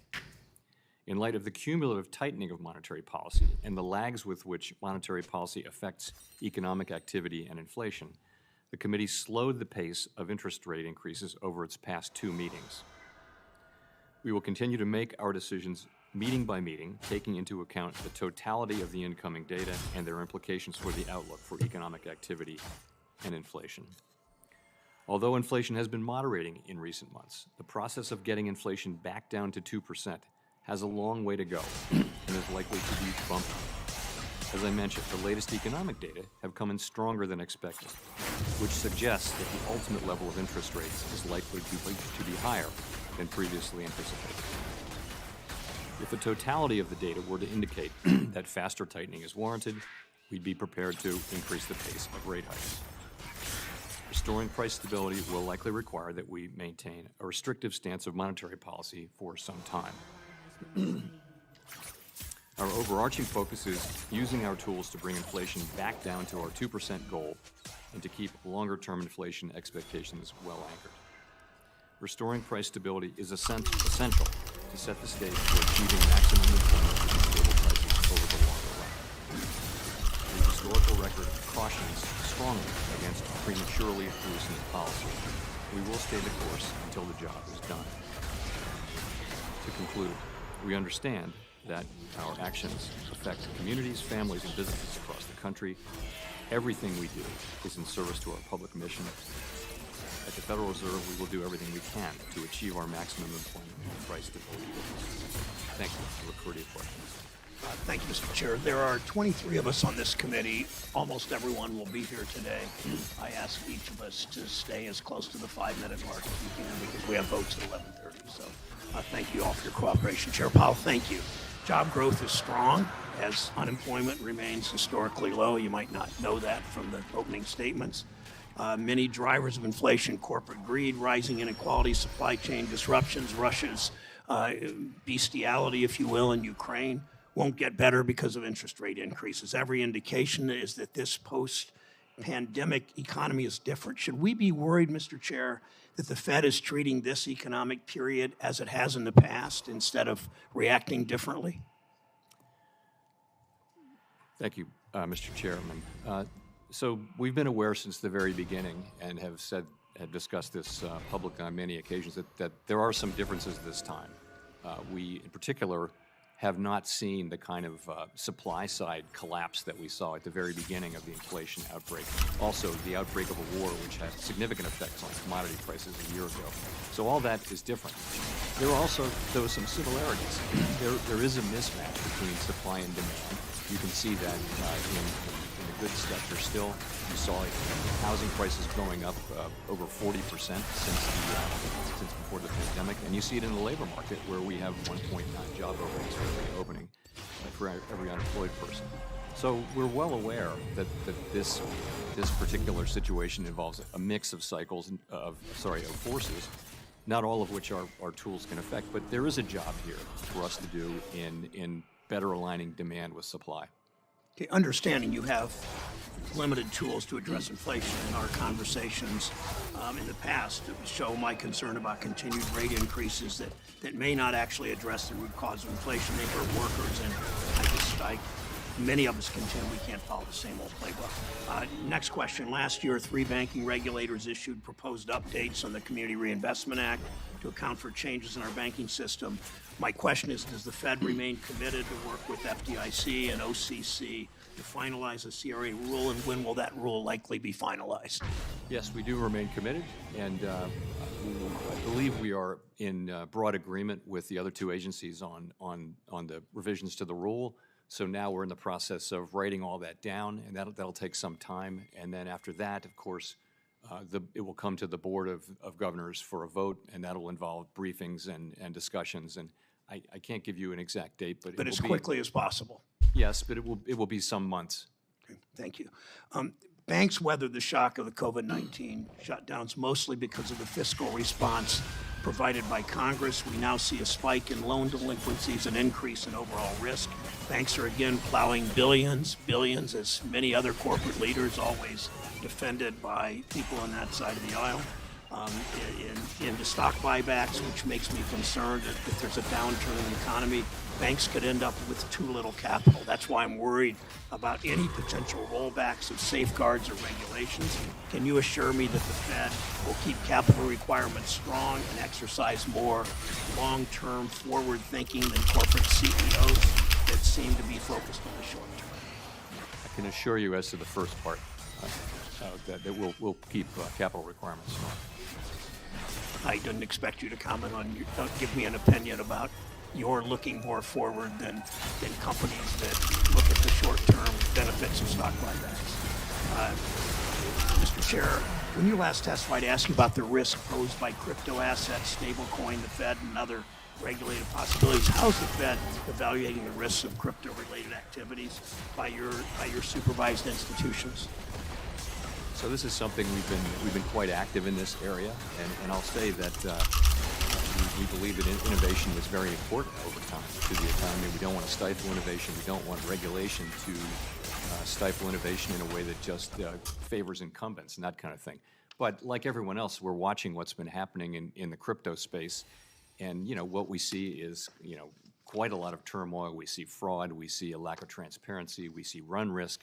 Lots and lots of things like that. And so what we've been doing is making sure that the regulated financial institutions that we supervise and regulate are careful, are taking great care in the ways that they engage with the with the whole crypto space, and that they give us prior notice. And we've issued, along with the FDIC and the OCC, a number of issuances of notices to that effect. Thank you, and I will close with this. I've long pushed for the Fed to prioritize workers and for the leaders of the Fed to reflect the diversity of our country. We've made progress, but our work is not done. We have a new opening. Understand, it's not your job to appoint the new Fed member. We have a number of upcoming vacancies at the Reserve Banks. I support Senator Reid from Rhode Island, Senator Menendez from New Jersey, and other colleagues who are pushing for more diverse voices at the Fed. Senator Scott. Thank you, Chairman. Obviously, the chairman and I both have strong passions about the challenges that we face as a country. The one thing that I do believe that we agree on is the importance of having a strong capital markets as it relates to making sure that Americans have the ability to continue to grow their businesses and to solve their challenges. And frankly, I hope that we get there. Building on the same comment that the chairman had around capital standards is where I'm going to go with my thoughts today. When I think back on these last few years, it's hard not to recognize the extraordinary efforts our financial institutions of all sizes, frankly, undertook to administer a program like the PPP, all while weathering a shutdown of our global economy. I welcome your thoughts, but from my viewpoint, our banking system was resilient. Our financial institutions stepped up and delivered aid to support families and businesses every single day. That's why Vice Chair Barr's broad comments around holistic review of our capital trouble me so much. We should be laser focused on our economy and addressing the needs of everyday Americans trying to forge a new future and helping them open the door to opportunity. As you and I both— Amen. I want to open the door to Diamond 4. I'm an everyday American. I just want to hit Diamond 4. That's all I want. Requiring banks to hold capital that is not risk-based and appropriately tailored to a bank's size, scope, and activities can cause more harm than good. At a time of record inflation, where everyday needs are more expensive, we should not be pursuing actions that are harmful. Rather, We should be supporting the engine of our economy, small businesses. While I remain greatly concerned by the Vice Chair's comments, I am hopeful that you will ensure this review is appropriate, keeping the impacts on our banking system front and center. We must promote and further the growth of our economy and thereby our people. Anything less should be unacceptable. To that end, will you commit that any ongoing capital review by the Federal Reserve will follow the law and that any follow-on regulatory proposals will be risk-based and tailored to an institution's activity, size, and complexity, and not a one-size-fits-all? Yes, I can easily commit to that. You know, we're very strongly committed to tailoring, and that'll be, I can say that anything we do will reflect tailoring, which is a long-held principle for us and also now a requirement in the law. Yes, sir. Thank you very much. 2 weeks ago, I sent a letter with Chairman McHenry to Chair Gensler regarding the SEC's climate disclosure rule, urging him to rescind his proposal and reminding him that the SEC is a market regulator, not a climate forecaster. Much like Congress designed the SEC to protect investors, to maintain fair, orderly, and efficient markets, and to facilitate capital formation, and not to advance progressive climate change policies, Congress designed the Federal Reserve to promote price stability and maximum employment, not to play politics. To that end, I find worrying the Fed's announcement of recent actions to consider climate-related scenarios, coupled with remarks by the Vice Chair of Supervision, as attempts to incorporate broader ESG policies into the financial services system. Banks have and continue to account for weather-related risks in their risk management, but efforts that attempt to predict climate change far into the future fall outside the scope of their authority. Importantly, the level of speculation required in these models should highlight their arbitrary and capricious nature. At a time when our economy is suffering from historically high inflation, I expect our central bank to focus its time and resources on bringing inflation down, not on policy outside of its mandate. I noted in my opening statement a recent speech that you've given about the state of the Fed and how you should resist the temptation to broaden its scope and to address social issues. Do you agree that the Federal Reserve does not have the authority or statutory direction to use its monetary policy or supervisory tools to wade into the ESG or other climate policies? I do. As you know, there's a tightly focused role that we do have that I believe that we have, but I would agree with your statement. Yeah. Mr. Chairman, I have 20 seconds left, but I'm going to defer because of my earlier question to my opening statement. Thank you, Senator Scott. Senator Menendez is close, but not here yet. So Senator Rounds. Oh, okay. So, but nice try. Yes, sir. Just want to make sure whatever you say. Thank you, Mr. Chairman. Mr. Chairman, first of all, welcome. It's always good to have you in front of our committee. And as you know, both core and headline inflation have remained persistently elevated. And over the past 12 months, real average hourly earnings fell by 1.8%, about 4% since President Biden took office. To make ends meet as prices increase, more Americans are leaning on credit cards. At the end of 2022, credit card debt hit a record of $930.6 billion, an 18.5% spike from a year earlier, and an average credit card balance rose to $5,805. Over the past year, the Fed has acted aggressively to tame inflation, and yet we are still seeing price increases. And as we've discussed this several times, but I recognize that it's been an ongoing discussion, but I believe that this further proves that we have long been feeling the effects of a policy-induced inflation resulting from decisions by the Biden administration, primarily cutting off the resources necessary to improve and increase domestic energy production. I continue to be concerned that if you attempt to use the tools that are available at this time for the Fed, then I believe that we're going to have a challenge of not being able to address specifically the challenges brought out when you have a policy is promoting higher prices with regard to energy, as opposed to what you're trying to do, which is to bring down the total overall cost. And I just wanted to ask, I guess, and you're going to think this is something that we've heard before, but do you believe that you currently have the monetary policy tools to actually reduce inflation? And I just put it in this perspective. In January of 2021, the CPI was 1.4% when the Biden administration began. In January of 2022, and this is before the Russian invasion of Ukraine, CPI was at 7.5%, 7.5%. Today, March of 2022, CPI is 8.5%. Wouldn't it be fair to assess that a lot of the policy or the inflation that we've seen here may very well be due to policy decisions by this administration? Senator, not for us to point fingers. Our job is to use our tools. You asked whether we have the tools to get this job done, and we do over time. There are some things that we can't affect, but over time we can achieve 2% inflation, and we will. In other words, you've got a limited number of tools available to you, and the limited number of tools that you have are designed to impact simply the reduction in prices and so forth, and yet if there are competing interests out there that are pushing prices higher, you don't have the wherewithal to decide one tool versus another based on whether it's policy induced or whether it is a matter of a shortage in supplies from outside or whether it's war related. That's right. Our tools essentially work on demand, moderating demand, and so that's what we can do. So if there were policies in place that actually help to reduce inflation, in other words, and by that I'm just going to look at energy alone just as a good example.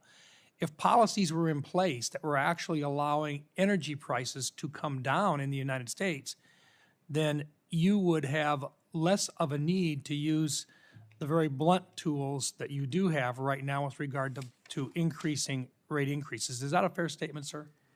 In a sense, it is, but I would just say on energy, I'm not trying to get you to a policy discussion with what the president's doing on his energy policy. I just want to make it clear that you have to respond to what's in front of you, and it doesn't matter where the inflation is coming from or what's driving it up. You're simply trying to bring it back down to that 2% number with the only tools that you've really got. Yes, but I will say on energy, energy has tended over time to fluctuate up and down, and it's not mainly affected by our tools. So the things we look at are really things that are tightly linked to demand in the U.S. economy. Those we can affect. And I think just the fact that you've been increasing interest rates, and yet inflation continues to ride up, would suggest, just as you've just indicated, that when you have high energy prices, it's tough to impact that part of it with the monetary policy that you've got available to you. So we focus on everything, but we also focus on core in particular, which doesn't include energy prices. And what's happened is core inflation has come down, but nowhere near as fast as we might have hoped, and it has a long way to go. Thank you. One last question. Last June, Vice Chairman of Supervision Michael Barr testified before this committee that he would defend the use of the aggregation method as an alternative approach to the insurance capital standards, the ICS, proposed by the IAIS. As the final compatibility criteria set to come out later this year, can you confirm that you share Vice Chair Barr's views on this AM? I will confirm that, but I'll have to get back to you on the status of that. Okay, thank you. Thank you, Mr. Chairman. Thanks, Senator Rounds. Senator Menendez of New Jersey is recognized. Thank you, Mr. Chairman. Mr. Chairman, I want to take this moment to remind my colleagues that there are more than 62 million Latinos that call the United States home.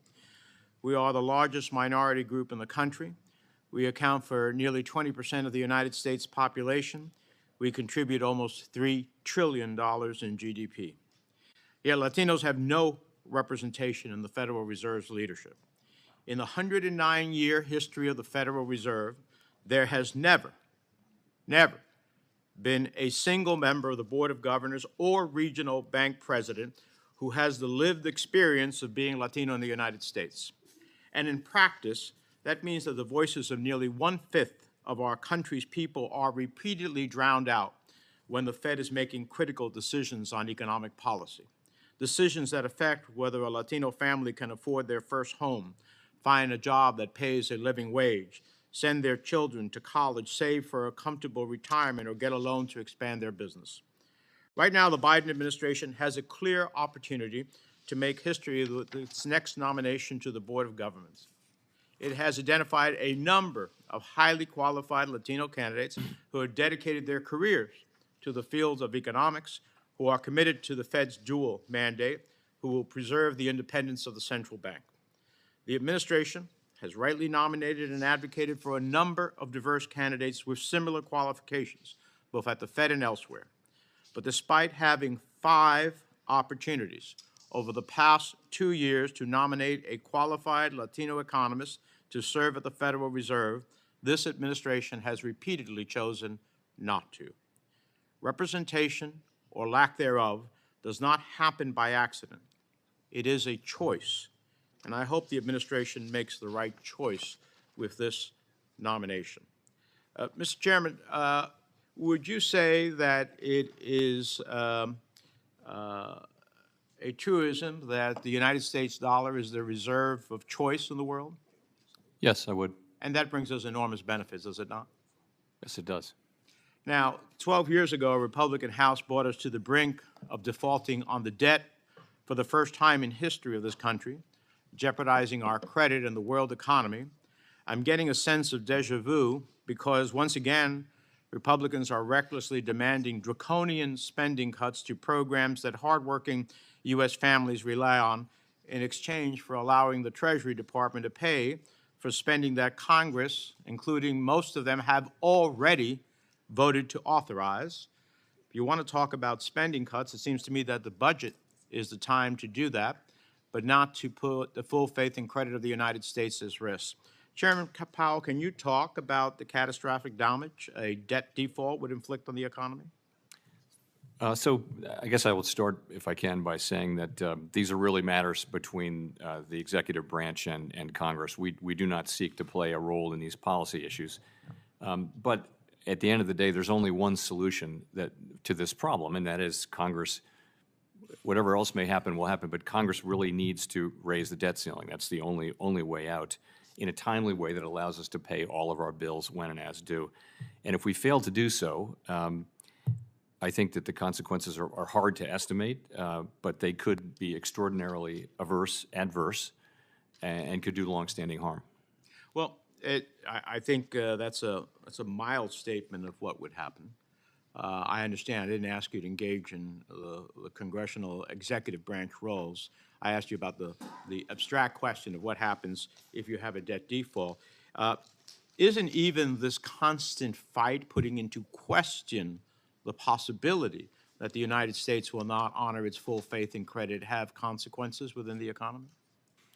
In principle, it could. I think markets tend and observers tend to watch this and tend to think that it will work out, and it has in the past worked out. So it needs to work out this time too. Now, seeing your testimony before the committee, is it fair to say that you'll do whatever is necessary to tame inflation? We serve a dual mandate, and we will do what we can, everything we can to restore price stability while also serving maximum employment. And primarily that means additional rate increases, would it not? What other tool do you have? That's what we have. The balance sheet, the shrinkage of the balance sheet will continue too, but it's principally rate hikes. So the question is, when does that part of doing anything necessary to tame to tame inflation, come into conflict with your other mandate of maximum employment? Not now, when we have the lowest unemployment in 54 years, and where we have a labor market that is extremely tight, extremely. So, but that time could come, but it really isn't now, where we're very far from our price stability mandate, and in effect, the economy is past most estimates of maximum employment. Thank you, Mr. Chairman. Thanks, Senator Menendez. Senator.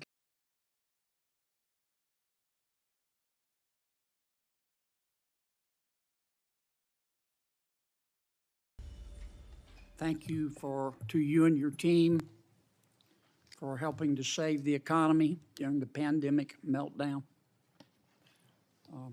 For what it's worth, I'm generally supportive of the actions of the Fed right now, and I'm not going to ask you today to blame anybody. When Congress spends money, it stimulates the economy, does it not? Well, it would depend on whether that's funded by tax increases or not. But so if there's a spending that's not accompanied by taxes would have a net at the margin stimulative effect. Well, and when Congress borrows money to spend even more, that stimulates the economy even more, does it not? At the margin, yeah. Okay. If Congress reduced the rate of growth in its spending and reduced the rate of growth in its debt accumulation, it would make your job easier in reducing inflation, would it not? I don't think fiscal policy right now is a big factor driving inflation at this moment, but it's absolutely essential that we do slow the pace of growth, particularly for the areas of the budget. All right, let's try to unpack this then. I'm not trying to trick you. You're raising interest rates. You're raising interest rates to slow the economy, are you not? Yes, to cool the economy off. And one of the ways you measure your success, other than fluctuation in gross domestic product, is the unemployment rate. Is it not? Yes, one of the measures. Okay. So in effect, I'm not being critical. When you're slowing the economy, you're trying to put people out of work. That's your job, is it not? Not really. We're trying to restore price stability. No, you're trying to raise not wages. You're trying to raise the unemployment rate. There are That mean I know you don't like the phrase, so let me strike it. You're trying to raise the unemployment rate, are you not? No, we're not trying to raise it. We're trying to realign supply and demand, which could happen through a bunch of channels. Like, for example, just job openings. All right, let me put it another way, okay? The Economist did a wonderful study. They looked at 10 disinflationary periods in America going all the way back to the 1950s. Disinflation is what you're trying to do. It's a slowing in the rate of inflation. Am I right? Yes. In other words, prices don't go down, they just don't go up as fast. Deflation is when prices actually go down. You're trying to achieve disinflation, are you not? Yes, we are. Okay. Based on history, in the 10 times that we got inflation down, disinflation since the 1950s, in order to reduce inflation by 2%, unemployment had to go up 3.6%. Now that's history, is it not? I don't have the numbers in front of me, but yes, the standard has been that there have been recessions and downturns when the Fed has tried to reduce inflation. Now, right now, the current inflation rate is 6.4%, and the current unemployment rate is 3.4%. Now, if history is right, I'm not asking you to again, blame anybody, but if history is right, unless you get some help, in order to get inflation down from 6.4% to, let's say, 4.4%, and the unemployment rate is going to have to rise to 7% based on history. That's what the record would say. Okay. And to get inflation down to 2.2% based on history, an immutable fact, unemployment would have to go to 10.6%. Would it not? No, I wouldn't. That's what the record shows. That's what the history shows. Yeah, I don't think that kind of a number is at all in play here. I know you're reluctant to admit it, and you don't want to get in the middle of a policy dispute. But I think it's undeniable. It's undeniable that the only way we're going to get this sticky inflation down is to attack it on the monetary side, which you're doing, and on the fiscal side, which means Congress has got to reduce the rate of growth of spending and reduce the rate of growth of debt accumulation. Now, I get that you don't want to get in the middle of that fight. But the more we help on the fiscal side, the fewer people you're going to have to put out of work. Isn't that a fact? Please answer. It could work out that way. Sir? It could work out that way. Yes, sir. Thank you. Thank you, Senator Kennedy. Senator Reed of Rhode Island is recognized. Thank you very much, Mr. Chairman. Thank you, Chairman Powell, for being here today. We saw in the wake of COVID the globalized supply chain disrupted significantly, and we're in the process, in some respects, of rebuilding a supply chain with emphasis on sourcing in the United States. To what extent did that disruptive supply chain contribute to inflation, and to what extent will the new, if you envision it, the new supply chain that is located in the United States and other friendly countries affect inflation? So the initial outbreak of inflation was all about spending on goods where people couldn't spend on services. So goods spending went way up, and the global supply chain, many goods are imported. The global supply chain just collapsed, and that was the source of the original inflation. It has now spread over the last 2 years to housing and also to the rest of the service sector. So to your question, we are seeing goods prices, goods inflation has been coming down for some time now. It's still too high, but it's coming down. Housing services there's in the pipeline. You see the new leases that are being signed, and what that tells you is that in the next 6 to 12 months, we will see that come down. But this big service sector that's everything else, which is financial services, medical services, travel and leisure, all of those things, that's really where that's the source of the inflation we have now, which had nothing to do with the supply, or not much to do with the supply chains. That's where the challenge is now. And is there anything that you can do that would target that service area without affecting the other areas? There's not really. You know, our monetary policy tools are famously powerful but blunt. A different topic, and that is, as you're probably aware, the Fifth Circuit delivered a ruling in the Community Financial Services Association versus CFPB that the CFPB's funding mechanism is unconstitutional. Just like the Board of Governors, the CFPB is a bureau of the Federal Reserve.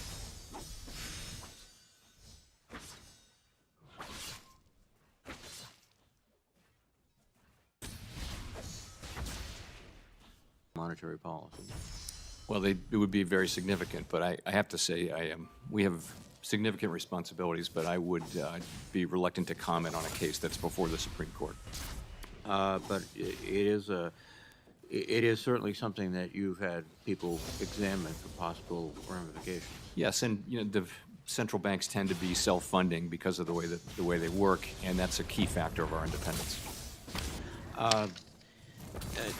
We've going back and forth on the impact of rate hikes on workers, and you've indicated previously that wages have not been spiraling upwards necessarily, and that inflation expectations are currently stable.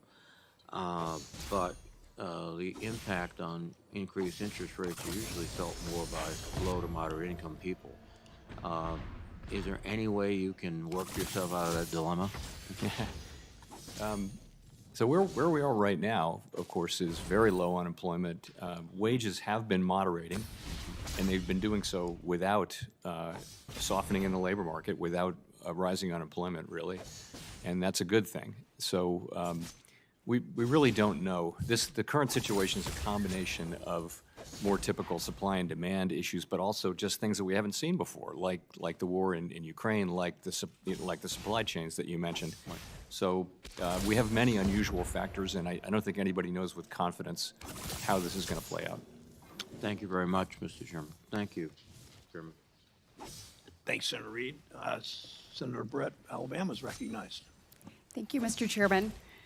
Chairman Powell, it's great to have you here today. Over the past 2 years, we've seen the highest inflation of my lifetime, driving up costs for American families across the board. According to the U.S. Department of Labor, the annual inflation rate in 2021 was 7%, and in 2022, it was 6.5%. According to the U.S. Department of Agriculture, the cost of food went up 10% in 2022. And the real effects of that is moms and dads across this nation that are working to put food on the table for their kids, for their babies, had a harder time doing that. This has devastated hardworking Americans, causing a kitchen table crisis in every corner of our country, as the price of food, energy, and housing have all skyrocketed. In response, the Federal Reserve has raised the Federal Reserve Fund rate more than 4 percentage points. Being far from transient, inflation has remained persistent, high, and well above the Fed's long-run goal of remaining under 2%. In the coming year, what factors and indicators are you paying attention to as you and the Federal Open Market Committee decide on whether to increase rates? So I'd say a couple things to that. First, we're going to be looking at inflation in the three sectors that I mentioned: the goods sector, the housing sector, and then the broader service sector. And we need the inflation that's already underway in the goods sector to continue, and that's really important. In the housing sector, we just need the time to pass so that reported inflation comes down, and it's effectively in the pipeline as long as new leases are being signed at relatively small increases. So we'll be watching very, very carefully, though, at the larger service sector, which is 56% of consumer spending, and more than that of what's currently inflation. So that's one thing we'll be watching that very carefully. Also, we raised rates very quickly last year, and we know that monetary policy, tightening policy, has delayed effects. It takes a while for the full effects to be seen in economic activity and inflation. So we're watching carefully to see those effects come into play. So we're aware that we haven't seen the full effects yet, and we're taking that into account as we think about rate hikes. So when you're looking at this, obviously not to get into a policy discussion, but if there were an increase of energy production in this country, do you feel like that would help drive down inflation? Well, I think over time, more energy would mean lower energy prices. But we are very focused on what we call core inflation, because that is what is driven by, really by demand, and our tools are really aimed at demand. Right, understood. But I feel like the cost of energy is not just what you pay at the pump. It ends up affecting every good across this great nation. Additionally, I'd like to ask you about labor participation. So when you look at the unemployment rate, and we've heard my colleagues discuss people having to be displaced in order for us to maybe get to the inflation rate that we would like as a nation, I'd like to focus on the labor participation rate. So right now it's 62.4%. If there were an increase in people coming back into the workforce, would that be a positive factor with regards to driving us down to the 2% rate that you would want to achieve? I think that it would. I mean, remember those people coming into jobs. Yes. That would be great, because the economy clearly wants more people than are currently working. Of course, those people would then spend more, so it wouldn't be a zero-sum game. But it would be great for the country and great for them if they were to come into the labor force. Amen. I believe that increasing in capital requirements on financial institutions would have a chilling effect on the economy and the availability of financial services. And last week, I joined many of my colleagues in sending you a letter that expressed concerns that if the Federal Reserve decides to conduct a, quote, holistic review of capital standards, as we heard Senator Scott talk about earlier. So is the Federal Reserve concerned that the impact to the economy of increasing capital requirements on financial institutions at a time when inflation remains persistently high would cause an issue? So I think it's always a balance. We know that higher capital makes banks safer and sounder. We also know that you will, at the margin, provide less credit the more capital you have to have. But I think it's never exactly clear that you're at the perfect equilibrium, and it's a fair question, I think, to look at that.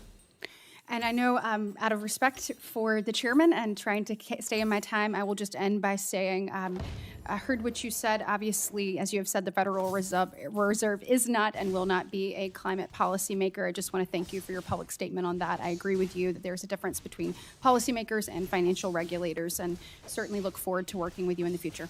Thanks, Senator Warner from Virginia is recognized. Thank you, Mr. Chairman. Chairman Powell, it's good to see you again. Let me start by saying, depending on who's asking questions, we're either pounding you for how quickly we're going to drive that inflation back to 2%, or pounding you on making sure that we don't push the economy into a recession and drive up unemployment. I got to tell you, and it's these are maybe not the cheap seats, but I actually think you've done a pretty good job in terms of both ratcheting up rates and then starting to tail off a little bit. I think we all were concerned by the January numbers, where it popped up a little bit more.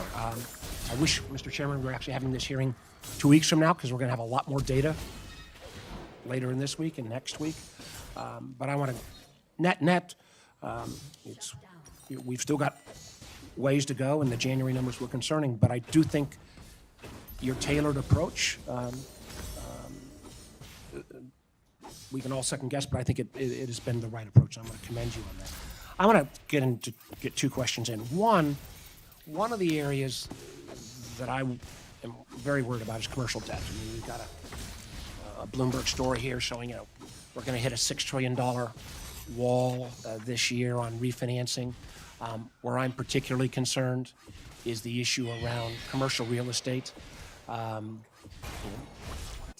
we recover from COVID, a lot of things are getting back to normal, but clearly the transformation of where people work is going through a fundamental transition, and I hope people do return more to the office, but lots of folks prefer working elsewhere. That's going to fundamentally change the real estate market on the commercial side, and I do believe we're going to hit potentially a cliff here of a totally unexpected problem in terms of commercial real estate. How are you looking at that issue and recognizing there's lots of bumps coming out of COVID? This one seems to be more unique in nature, and how are you thinking about that issue? So the first one on commercial debt, business debt generally, it's kind of been moving sideways as a percent of GDP, so you don't see a big spike going on or anything like that. However, of course, there are pockets of concern. Particularly, you pointed to the refinancing spike that has to happen, and I've seen those come and go before. Generally, markets can absorb them, maybe at a much higher rate this time, but it's something that we're well aware of and watching carefully. In terms of CRE, I would agree with you. The occupancy of office space in many major cities is just remarkably low, and you wonder how that can be. Now, over time, some of that's going to be made into condominiums and things like that, since we don't seem to have quite enough housing in some places. But the question is, what's the financial stability risk? It's not great for the largest institutions. Don't tend to have a lot of direct exposure to that. Some smaller banks actually do. Medium and small sized banks do. We carefully monitor it. We agree that that's an area that requires a lot of monitoring, and I'd say we're on the case. So, well, that will morph me into my last question. Something we've talked about, and a lot of my colleagues have talked about with the large institutions. I mean, I do think even some of the biggest critics of Dodd-Frank, I think, would acknowledge our banking system is a heck of a lot stronger and was able to withstand COVID in a very healthy way. But what we've also seen evolve is a vast amount of financial institutions move beyond the regulatory perimeter. The fact that we now have way over half of the mortgage origination coming from non-financing institutions, because a lot of the large entities, hedge funds, other funds that may be doing some of this commercial debt or some of the CRE debt. I'd like you to talk generally in the last 40 seconds or so of how you think about this regulatory perimeter. I'm a big believer, and I know some of my colleagues are, that we ought to look less at charter and look at same risk, same regulation, maybe as a guiding principle. And Senator Warner's been working on some work. I've been working on some work around crypto around that area. But there's a vast amount of activity that's taking place outside the regulatory perimeter. How should we be thinking about that, and how do we make sure that doesn't create the kind of crisis sneak-up that happened in 2008 on the non-regulated side of the house? I think you articulated the principle very well. It's same activity, same regulation. And that covers crypto and all kinds of other activities. People are going to assume when they deal with something that looks like a money market fund that it has the same regulation as a money market fund or a bank deposit. And so stable coins need some attention in that respect. I just think that's the basic principle. And you're right. So much of intermediation has moved away from the regulated banks really for a long period of time. We got to keep an eye on that. Thank you, Chair Powell. We can keep looking at it. I hope it's, Thank you, Senator Vance. I'm sorry, Senator Hagerty of Tennessee. Thank you, Chairman Brown, and thank you very much, Ranking Member Scott, for holding this hearing. Chairman, it's great to see you again here. I appreciate your presence, and I appreciate the opportunity to talk with you about an item that I'm particularly concerned about. and that's the holistic review that Senator Britt just brought up that Vice Chair Barr is conducting right now. It's generating a sense that higher capital requirements are on the horizon for us. And as I think about that in the context of what we've weathered, you think about the situation in 2020, it was an acute, real-life stress test, if you will. And I think that our financial system navigated that admirably. In the past, Chair Powell, you've told this committee that our financial system has proven resilient through 2020 and that the capital levels at that point in time, and I would note that those capital levels are at multi-decade highs, are in aggregate adequate. And I just wanted to follow up on those prior statements and see if you still feel that way. So I guess I would say it to you this way. In our system, we have a vice chair for supervision who has statutory responsibilities. And when a new vice chair for supervision comes in, generally they're going to want to take a fresh look. And that's what the former one, Vice Chair Quarles did, and that's Dan Tarullo kind of had the job on an informal basis, and that's what he did. So it's only natural that someone would come in and take a fresh look, and I think that's part of the process. The role of that person is to make recommendations on regulation and supervision to the full board. The role of the board is to consider those when made, and to me, this just comes under that heading. Well, as the review is underway, and I appreciate that context, one aspect of it seems to us as an apparent willingness to undo the tailoring requirements that were enacted as part of S2155. And I understand that nothing has been finalized regarding the regulations. It's a concerning prospect if that's the case. The Fed's general counsel just yesterday alluded to undoing 2155 by, quote, pushing down the Basel requirements on banks that were intentionally given relief in that bill. So I want to be perfectly clear that the banking regulators themselves can't just simply ignore or selectively enforce the laws. And again, I realize that the details of the study haven't been finalized and made public, but if the proposal put forth by Vice Chair Barr is either unduly aggressive or appears to contradict the spirit of S2155, will you vote for it? I can't answer that in the abstract, of course, but I would say we're, as an institution, very strongly committed to tailoring, and anything we do is going to reflect, tailoring of institutions according to their risk. And that's a principle that we'll stick with. I think it's quite important, again, given the legislative intent here and the concerns that we maintain that in the face of what General Counsel said just yesterday. I appreciate your perspective in terms of keeping that in place. I'd like to come with my next question, Chairman Powell, with starting the question by underscoring the importance of the independence of the Fed's monetary policy. Right now, the economic picture is about as uncertain as I can remember. We've had large companies in the private sector who are in the midst of planning layoffs and forecasting serious economic weakness in the quarters to come. Yet, on the other hand, the current economic data seems to be robust. Inflation showed some signs of softening in the past several releases. So I just hope, Chair Powell, that you could briefly tell us how you synthesize these seemingly contradictory data. So just quickly, at the end of last year, we saw a couple of very promising, modest inflationary readings in November and December. But earlier this year, some of that improvement was revised away. In addition, we got a very strong reading on inflation in January, also a very strong jobs reading, also very strong retail sales.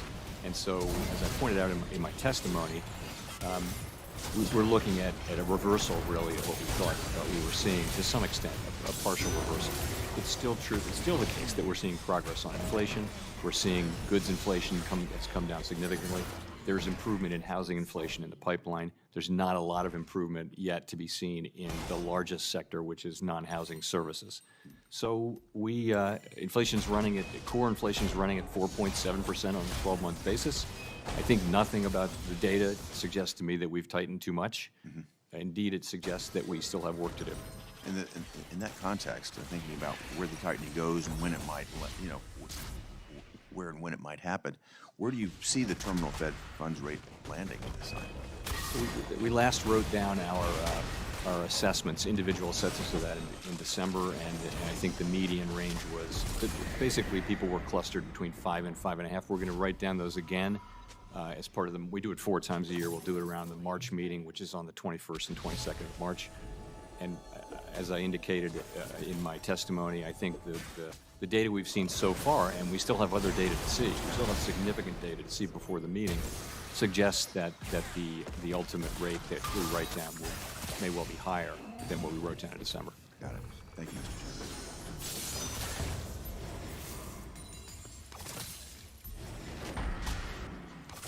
Chairman. Thank you, Mr. Chairman. So the Fed has raised interest rates 8 times over the last year in what has been the most extreme rate hike cycle in 40 years. The Fed's goal is to slow inflation, and your tool, raising interest rates, is designed to slow the economy and throw people out of work. So far, you haven't tipped the economy into recession, but you haven't brought inflation entirely under control either. And maybe the reason for that is that other things are also keeping prices high, things you can't fix with high interest rates, things like price gouging and supply chain kinks and a war in Ukraine. But you are determined to continue to raise interest rates, so I want to take a look at where you're headed. In December, the Fed released its projections on the state of the economy under your monetary policy plan. According to the Fed's own report, if you continue raising interest rates as you plan, unemployment will be 4.6% by the end of the year, more than a full point higher than it is today. Chair Powell, if you hit your projections, do you know how many people who are currently working, going about their lives, will lose their jobs? I don't have that number in front of me. I will say it's not just an a math intended problem. consequence. It's Well, not. but it is, and it's in your report, and that would be about 2 million people who would lose their jobs, people who are working right now, making their mortgages. So, Chair Powell, if you could speak directly to the 2 million hardworking people who have decent jobs today, who you're planning to get fired over the next year, what would you say to them? How would you explain your view that they need to lose their jobs? I would explain to people more broadly that inflation is extremely high and it's hurting the working people of this country badly. All of them, not just 2 million of them, but all of them are suffering under high inflation, and we are taking the only measures we have to bring inflation down. And putting 2 million people out of work is just part of the cost, and they just have to bear it? Will working people be better off if we just walk away from our jobs and inflation remains 5-6%? Let me ask you about what happens if you do this. Since the end of World War II, there have been 12 times in which the unemployment rate has increased by 1 percentage point within 1 year, exactly what you're aiming to do right now. How many of those times did the U.S. economy avoid falling into a recession? You know, it's not as black and white as very, Just very looking infrequent. at the numbers, it actually is pretty black Alan and white. Blinder's written a book on this. There have been 12 times that we've seen a 1-point increase in the unemployment rate in a year. That's exactly what your Fed report has put out as the projection and the plan based on how you're going to keep raising these interest rates. How many times did the economy fail to fall into a recession after doing that, out of 12 times? I think the number is 0. I think the number is 0. That's exactly right. So then the question becomes, we've got 2 million people out of work. Can you stop it at 2 million people? History suggests that the Fed has a terrible track record of containing modest increases in the unemployment rate. Once the economy starts shedding jobs, it's kind of like a runaway train. It is really hard to stop. In fact, in 11 out of the 12 times that the unemployment rate increased by a full percentage point within 1 year, unemployment went on to rise another full percentage point on top of that. If that's what happens this time, we'd be looking at least 3.5 million people who would lose their jobs.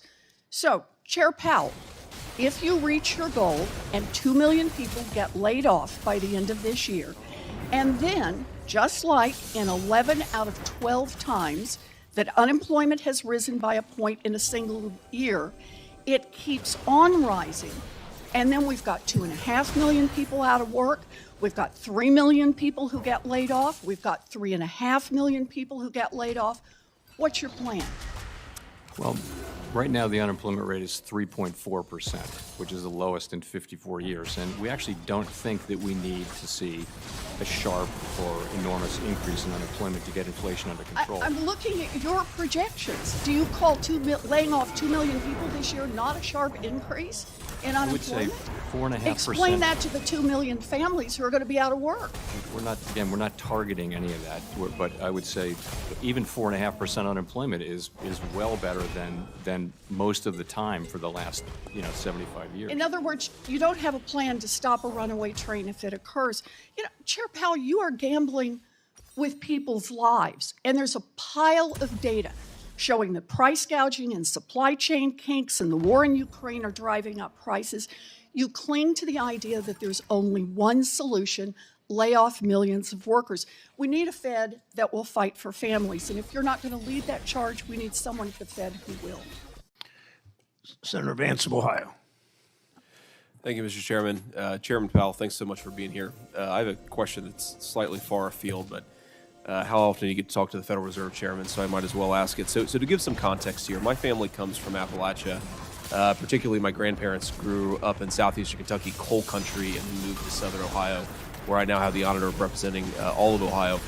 And one of the things that you hear a lot when you study the regional history of Appalachia is it's often described as possessing a resource curse, right? So there's a lot of coal in central Appalachia that enables a certain amount of consumption. Obviously, consumption is good. People need food and medicine and other things.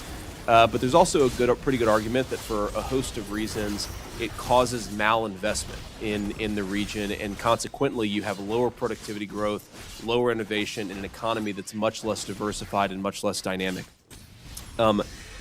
I'm wondering when I hear about the history, when I think about and read about the history of Appalachia and the resource curse, I'm struck by by the idea that you could make a similar argument about the reserve currency status of the United States dollar. Americans have enjoyed one of the greatest privileges of the international economy for the last nearly 8 decades, a strong dollar that acts, of course, as the world's reserve currency. You know that better than I do. Now, this has obviously been great for American purchasing power. We enjoy cheaper imports. Americans, when they travel abroad, benefit from lower costs. But it does come at a cost to American producers. I think in some ways you can argue that the reserve currency status is a massive subsidy to American consumers, but a massive tax on American producers. Now, I know the strong dollar is sort of a sacred cow of the Washington consensus, but when I survey the American economy and I see our mass consumption of mostly useless imports on the one hand and our hollowed out industrial base on the other hand, I wonder if the reserve currency status also has some downsides and not just some upsides as well. And let me just put a final point on this, and I'd love to get your thoughts on that, Chairman Powell.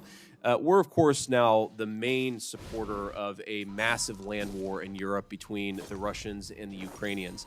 I read recently, and I'm not going to comment on how perfect or precise these estimates are, but I read recently that the United States is trying to ramp up production from 14,000 artillery shells to 20,000 artillery shells. That's per month, while the Russians are firing 20,000 artillery shells in Ukraine per day. And when I look at the American economy, we have a lot of financial engineers and a lot of diversity consultants.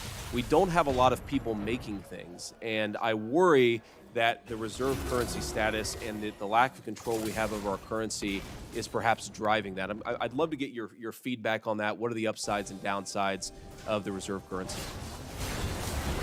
That's a big question. You have 2 minutes, Chairman Powell, so plenty of time. I can't even get started with it. So we are the world's reserve currency, of course, and that's because of our democratic institutions. It's because of our control over inflation over many, many, many years. The world trusts the rule of law in the United States, and those are the things. So once you're the world's reserve currency, it's used in all over the world in transactions, and it's the place where people want to be in times of stress, is in dollar-denominated assets. Now, so of course we benefit by being able to pay for our goods all over the world, pay for everything anywhere in the world mostly with dollars. That's an advantage. There's some economic theory around that it also has burdens of various kind, but I can't call it all back to mind. But the other thing is, you know, it's a very stable equilibrium, but it's not a perfect one. It's not a permanent one, rather. So there isn't any obvious candidate to replace the United States right now where you can have free flow of capital in and out of the country, where you can really trust the rule of law and democratic institutions and keeping, you know, keeping price stability, which you can here. Do you think it gives us less control over our own currency, the fact that it's become the world's reserve currency? Control over our currency. I'm not sure. So essentially, what we try to control is price stability, and no, it doesn't make it harder for us to keep inflation under control. The United States has a smaller external sector than most large economies, where it's only about 15%. So mainly what affects inflation in the United States is domestic supply and demand. Do you think it makes it harder for us to affect and to fight back against currency manipulation, to control the export and import flows in a way that stabilizes our own manufacturing sector? Well, I mean, what's important there is really the level of the dollar, and you know, when the dollar is stronger, obviously our wares are more expensive abroad and that kind of thing. But we don't have an opinion on. Matters of the level of the dollar really matters for the Treasury Department and the elected government, not for the Fed. Thank you, Chairman Powell. Thank you. Senator Vance. Senator Van Hollen of Maryland's recognized. Thank you, Mr. Chairman. Chairman Powell, thank you for being here and for your service. I know the Fed is experiencing lots of challenges these days. I've got a couple questions that are just, I think, basic yes or no's, and then some longer questions. Would you agree that changes in the size of corporate profits can be one of the factors that affects the inflation rate? Yes.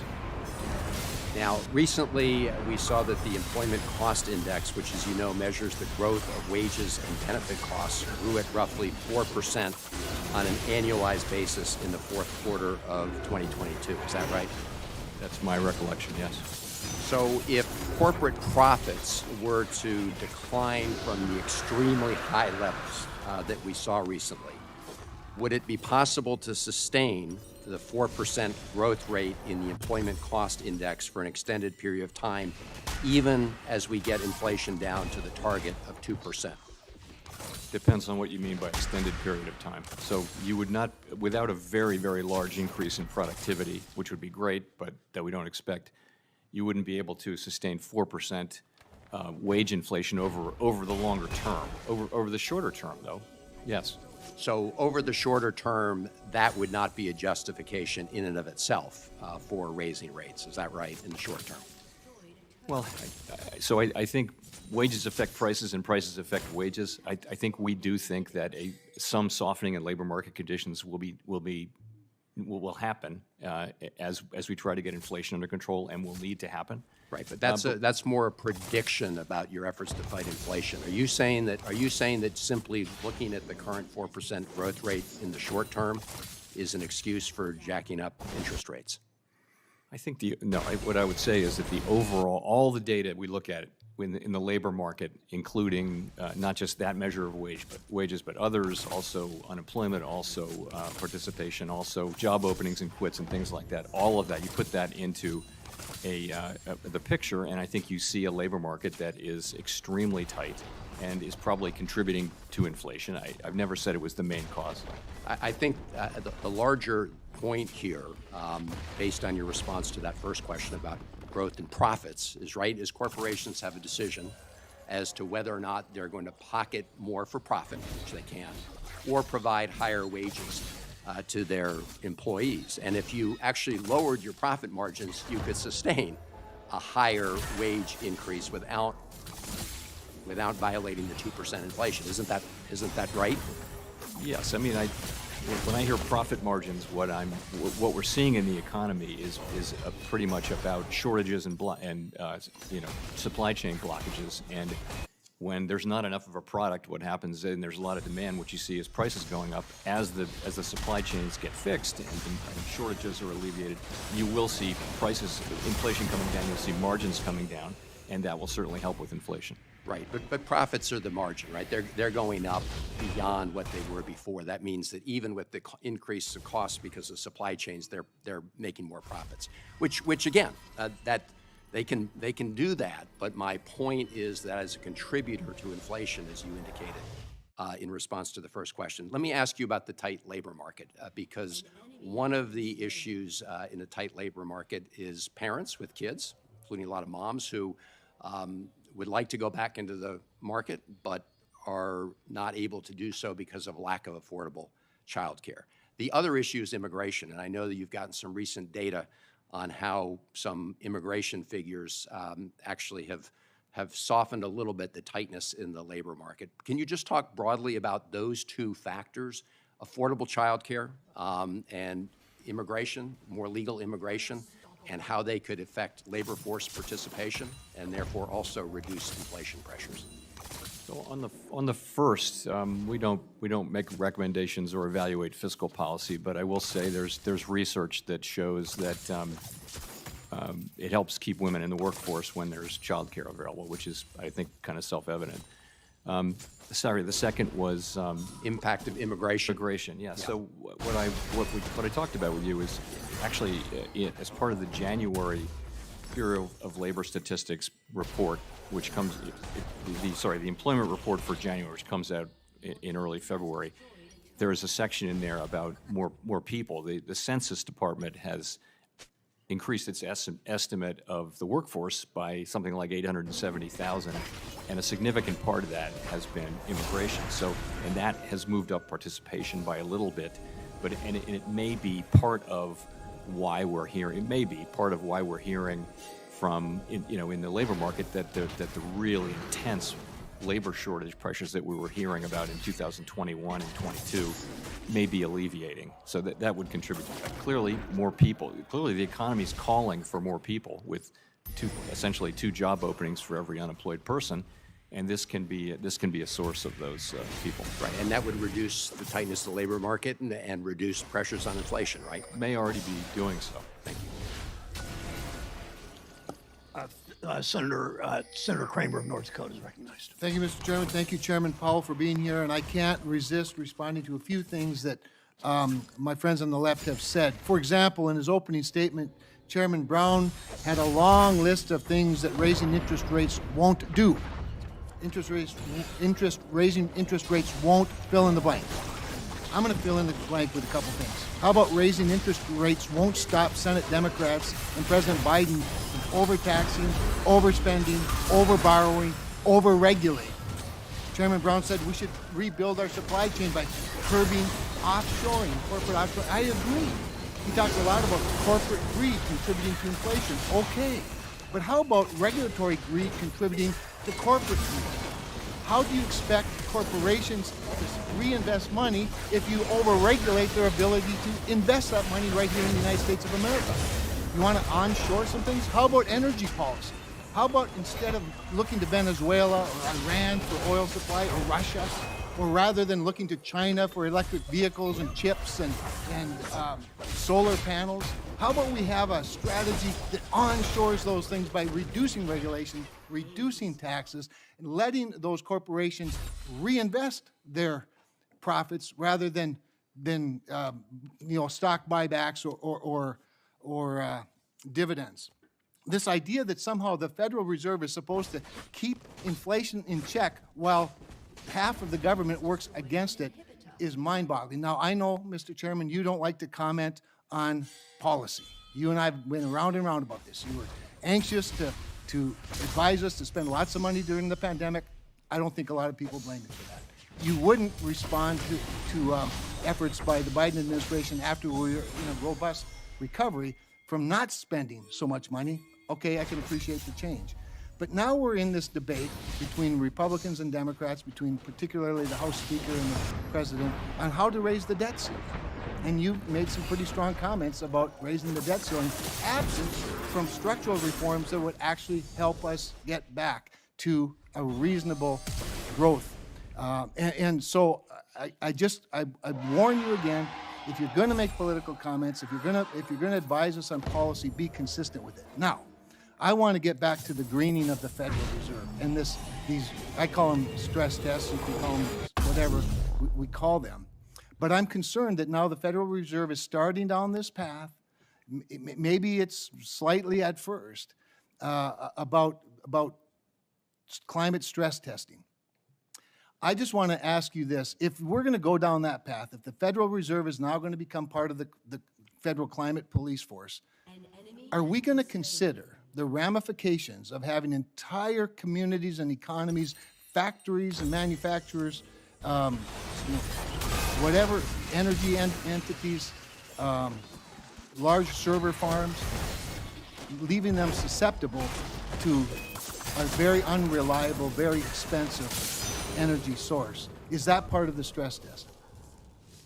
No, those are considerations for elected people, not for us. We have a narrow role to play here, but it's a real role, and I can talk about that if you'd like. Well, yeah, I would like you to, because again, if we're gonna start doing stress tests for the 6 largest financial institutions related to climate, which really is more weather than climate, then are we going to consider the effects of an unreliable energy source at several locations throughout our country? So our only focus is on the safety and soundness of these institutions, and do they understand and can they manage all of the risks that they run in their business model. That's our only goal. We're not looking to be climate policymakers. Climate policy is clearly going to have effects on regions, on companies, on individuals, on countries, disparate effects, and that is not for unelected people like us who have a narrow mandate. But I think it does touch climate, and you're right to be concerned that we find ourselves on a slippery slope. But honestly, I think the climate scenarios are something that the banks are already doing and themselves, and the climate guidance is something that they're looking for. They want to know how we're thinking about this, but we will try really hard not to get on a slippery slope and find ourselves becoming climate policymakers. It's just not appropriate for an independent agency. Okay, and I completely agree, and I hope you stick to that. And I think